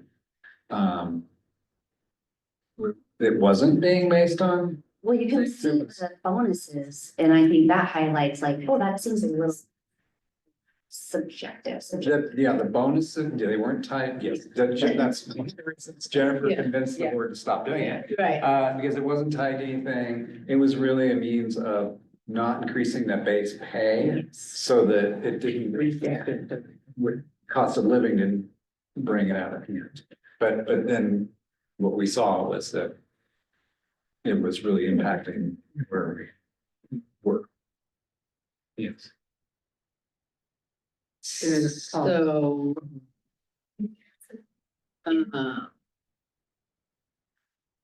Is that right? It's like 6%.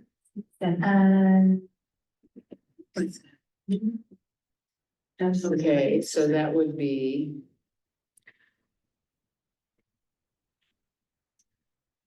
Yeah, okay, so if we were to give him a 6% raise. That would raise his salary to 211,660.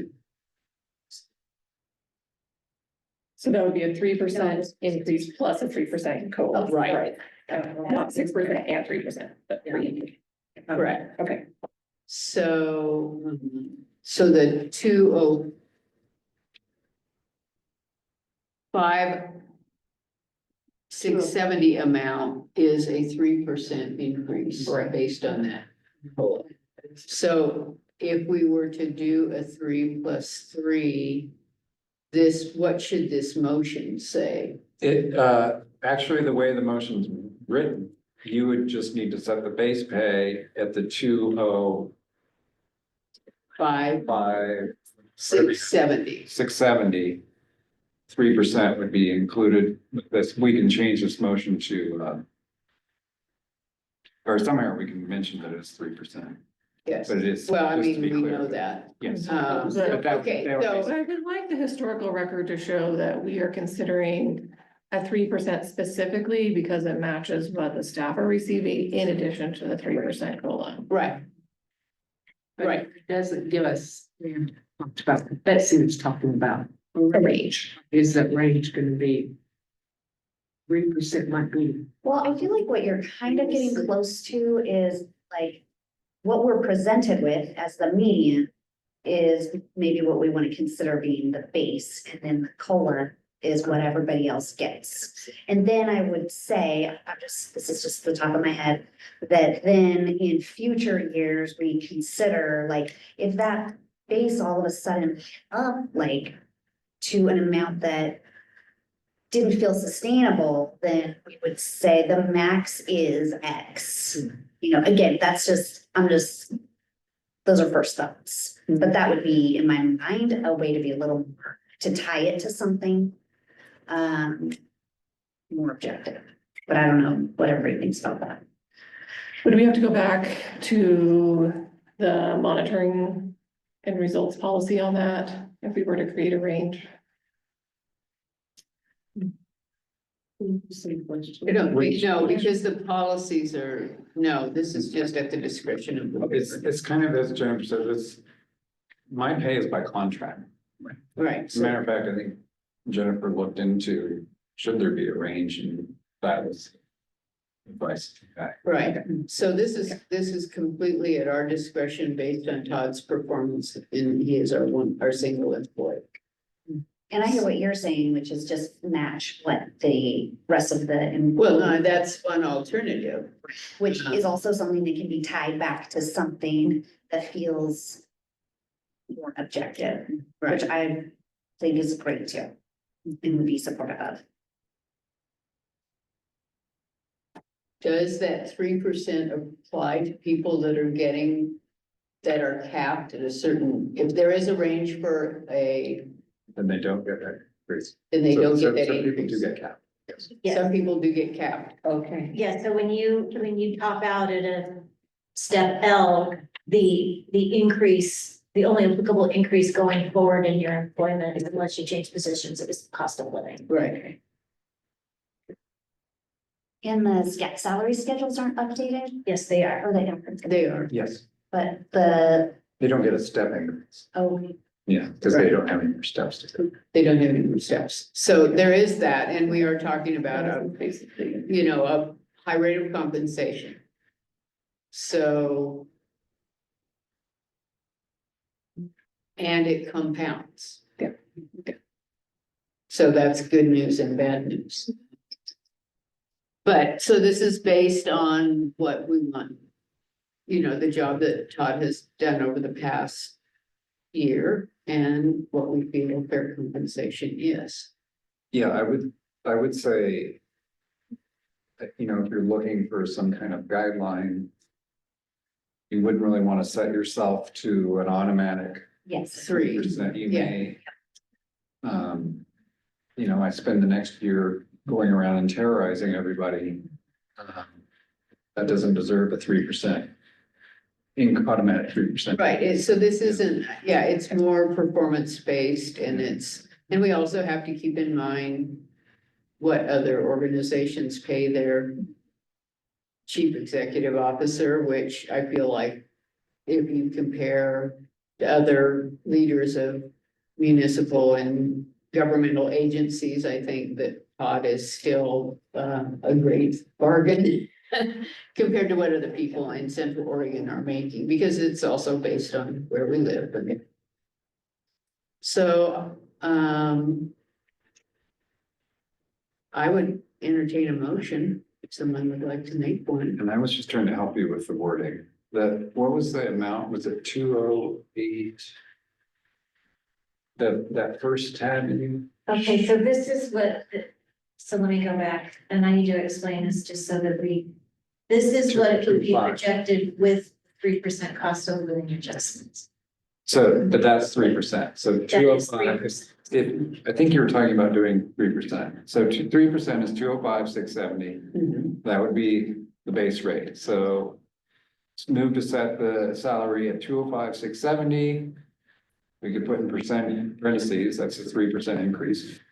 To be administered with the July 2025 payroll, to extend this contract through 2028.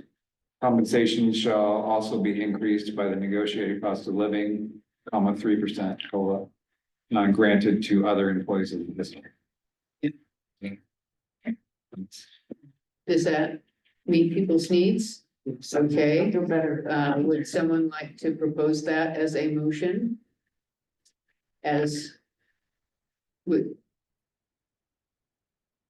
Yeah. I'll do it. okay, To set library director Dunkelberg's salary at $205,670.40 to be administered with the July 25th payroll, 2025 payroll, and to extend his contract to June 30, 2028. His compensation shall also be increased by the negotiated cost of living adjustment granted to other employees of the district. and that does not have the 3% and the 3% in there. Is that? That's the way you make the motion. I can add those. Did we, oh, I Yeah. forgot to see those first. That's Yeah. okay. Didn't? No, you did not say a 3% increase in parentheses. And Sorry, do you want to, do you want to amend your motion to include someone else? That's what I put it right. I'd be more than happy to amend my motion. Thank you Okay, for pointing that out. Okay. I move to set library director Dunkelberg's salary at $205,670.40 for parentheses.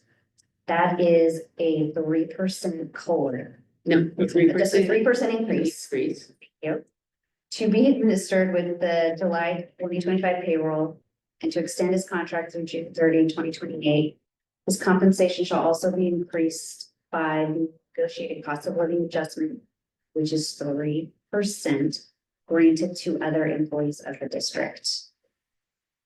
Thank you for that correction. Do we?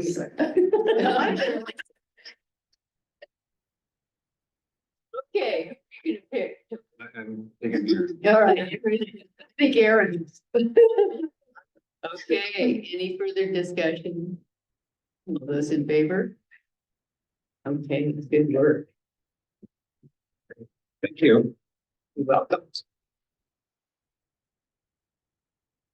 Library news. Library news, you've experienced it all, so the opening of the Redmond Library was such a big event, and I will say, we know we had over 2,000 people that day. It's probably a lot, it's more probably because as you saw when we opened the doors, it counts people as they walk through, but if you're going by 3 by 3, it doesn't count them all, so it was a big event. Kind of fun is a non-event day. I've been here since noon today and it's been active all day long, including library tours, the makerspace has been full, the co-working space has been fully booked. So just thank you all for all you've done to support getting this library going. And that's my news. So Betsy? Well, I was not at the last foundation meeting, but I did go to the first author event last week. And the poet was Anish Mujani, and I think that's the correct way to say it. And it was so good. So good. I believe this is the first author event I've been to. And it's my understanding that the turnout wasn't exactly what was expected or hoped for. So I would just encourage everybody here to attend next month when Ellen Watterson is here, and she's a local poet, and I am And The state puts. a lot of, yes, so excellent work from those foundation work.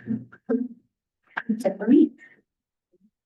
So, critical communication, we were just discussing this the other day and I kind of feel like this is an artifact of the past, and would people be okay with us just eliminating this from the agenda in the future? I think that I don't see any problems with the staff not knowing what to communicate from our meetings. So, yes, there we go.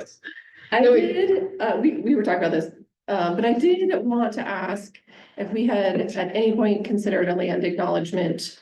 And is that something we could consider in replacement of this critical communication? So I'm gonna have Chantal speak a little bit about that because we have really looked deeply into land acknowledgements and we're kind of ready to go at one point and kind of shifted on that. So maybe say a little bit about where we are with that. Yeah, so we written for the one. And then it's interesting, I attended, it was a Native American sponsored event about how to appropriately recognize, all people. And they were really not liking the land acknowledgement, because it only really recognized the people who were aware of who have been part of the land, but not all people. And so they become a little bit less, a lot of people pull back because the more we learn, the more we understand that mostly with the tribes, they were very much a traveling type environment. And we know about these 3 tribes that have definitely lived around this area, but they estimate there were like 17, and we don't know who they are. And so it just didn't feel right to fully embrace that unless we have other statements saying something a little bit more, so like, to all of those who followed before and following, and then it doesn't feel like an acknowledgement. So we've kind of gone full circle. So right now we don't have, and that's. We tried to do that at OAS too, Oh. and the tribes, again, weren't responsive for that. They weren't jumping on board with it, so we backed away, so. Oh, okay, that's interesting, yeah, Or we can continue to, but we can. to look at it and to have discussions. We talk about serving all people from Sure. Oregon. Right. Maybe we can have something, it's maybe that's statement, like, what's the purpose and the outcome? And I'm sure there's a way to get to it. Right. And we do want to emphasize, especially in these times, that we serve everyone. And that's our simple library service. And not getting into any kind of political thing or highlighting who we do serve. We're trying to keep it pretty simple, but very embracing. Which was really on display Saturday. Thank you for that backstory. Yeah. So we have self-review of meetings. Anne, do you want to start? Sure. Once again, we had a smooth and productive meeting. It's always good to hear that the bond projects continue to move forward on schedule and within our budget. I think that gives us the confidence to make decisions as a board moving forward. Increasing your ability to move on those objects.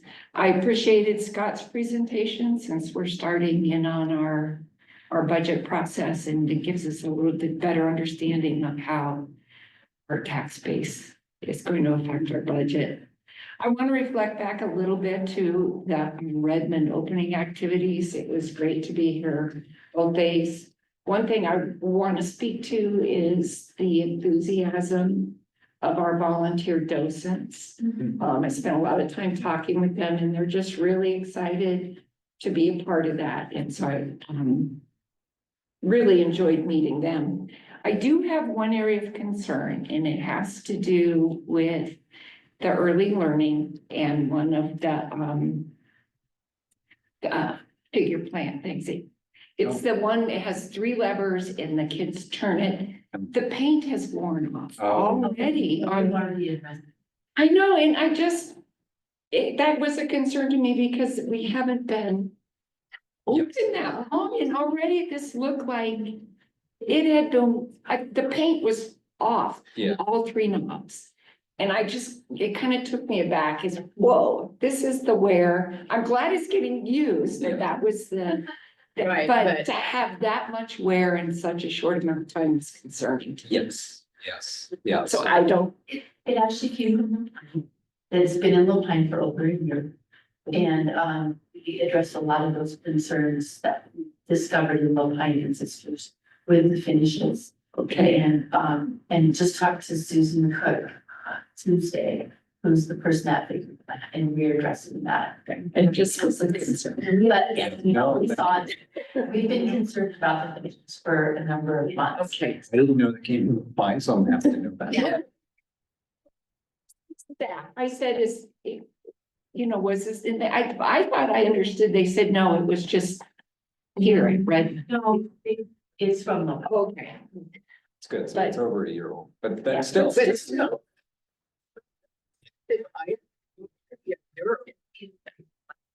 She's got like a kitchen finishes that she would be into the bottom. She'd be in the shaker plant and she. Yeah, thank you. Yeah, thank you for sharing. Yeah, thanks for bringing it. Yeah, that's good. Okay, Erin? As always, the educational reports are incredible, just hearing about the work that Liz and her team does. And having been able to attend not only the opening ceremonies here, but the celebration of voices, That's cool. festival of voices. In September was just really, I had not gotten to see an actualization ceremony ever, and so that I think is probably one of my core memories I will have now. And so the work that they do is awesome. And I loved Scott's reference, and we're kind of both sides of the story for taxpayers and then receiving those funds. And yes, like getting those statements and seeing where your dollars go and then being on the other end. I think that is something that we have to keep in mind as we move forward. I think with so much uncertainty in our country and the economy right now, I was really glad to hear Greg kind of reassure us with the contingency that we are gonna be okay. I do worry about downtown having enough to be able to finish. And so hearing kind of both sides of that we're gonna be okay. And yeah, the opening events were just amazing to be here and to see. We came early and parked, so we'd have a parking spot, and we walked down to the donut shop and got donuts, and we were walking back, and just to see the patio just covered with people and to hear the music like 2 blocks away was just so exciting. That's usually like a summertime feel for Redmond, and so to have that in March, and the weather, we could not have asked for better weather, so to have that in March just really felt like it's spring. And we can start living outside again. It's just incredible. And we couldn't have opened it without a ribbon cutter, so. Yeah. Yeah. Very good. She was like gonna take those scissors home with her. Who doesn't? Okay. Takes all my scissors. They're her favorite toy. Okay. Well, I'll reiterate, I won't go back into everything they said, essence of time, but I agree with that. And I also agree that it was very comforting to have Greg say that they have taken into account potential or tariffs, whatever they may be. And I hadn't even thought about that until he said that. And it's like a bell ringing, so that's great. And it was awesome. Just, I can't stop talking about it. Betsy. I'm still in like the time change buzz. Yeah. So I honestly don't know what to say except for just, this is having a great time. So thanks for all of you guys. Well, obviously, I'm not firing on all cylinders either. But yes, just reiterating what everyone said, and that whole feeling of all the philosophical things that we feel about the power of libraries and just seeing it in the flesh, walking through those doors. It brings tears to my eyes. It really does. This has been a long time. It's been years and years and years of planning and getting public input about what people wanted to see in their libraries, and to see it exceed their wildest expectations is just so rewarding. I mean, I just am speechless. And thank you for a great board meeting. I think we did have really good reports, and that all the contingency stuff has always been really important to me also. And the fact that our team has managed these projects through supply chain difficulties. If you remember at the beginning, can we get the steel? Can we get the mass timber? And they've done such a thoughtful job at ordering things ahead. And even, Greg was saying the other day about the stacks of materials that are sitting on the site ready to go at the central library. They've just done such a good job anticipating and meeting every challenging situation with good planning. I also appreciate the thoughtful discussion. Thank you for presenting the salary information. And really taking a look at Todd's compensation from the standpoint of, we don't want to get back in the hole we were in to begin with, because that is shocking to the public. Yeah. And they don't always care about the backstory, but we care about equity and good treatment of all of our employees in the district, Todd included. So I think that would be the right call there. So that's all I've got. Todd? No, thank you. Well, it was, great information from everybody. Scott scared me a little bit as he was leaving. That measure he was talking about could impact us. Because if they don't have the staff to assess, Right. they will back off on some assessments, because otherwise they're gonna spend all their time in court fighting, and they don't have the manpower to do it, so. So that was important. Thank you for your support. I appreciate that, and just so excited to have our first meeting in the new. Yeah. Okay, with that, I will adjourn. Thank you, everybody.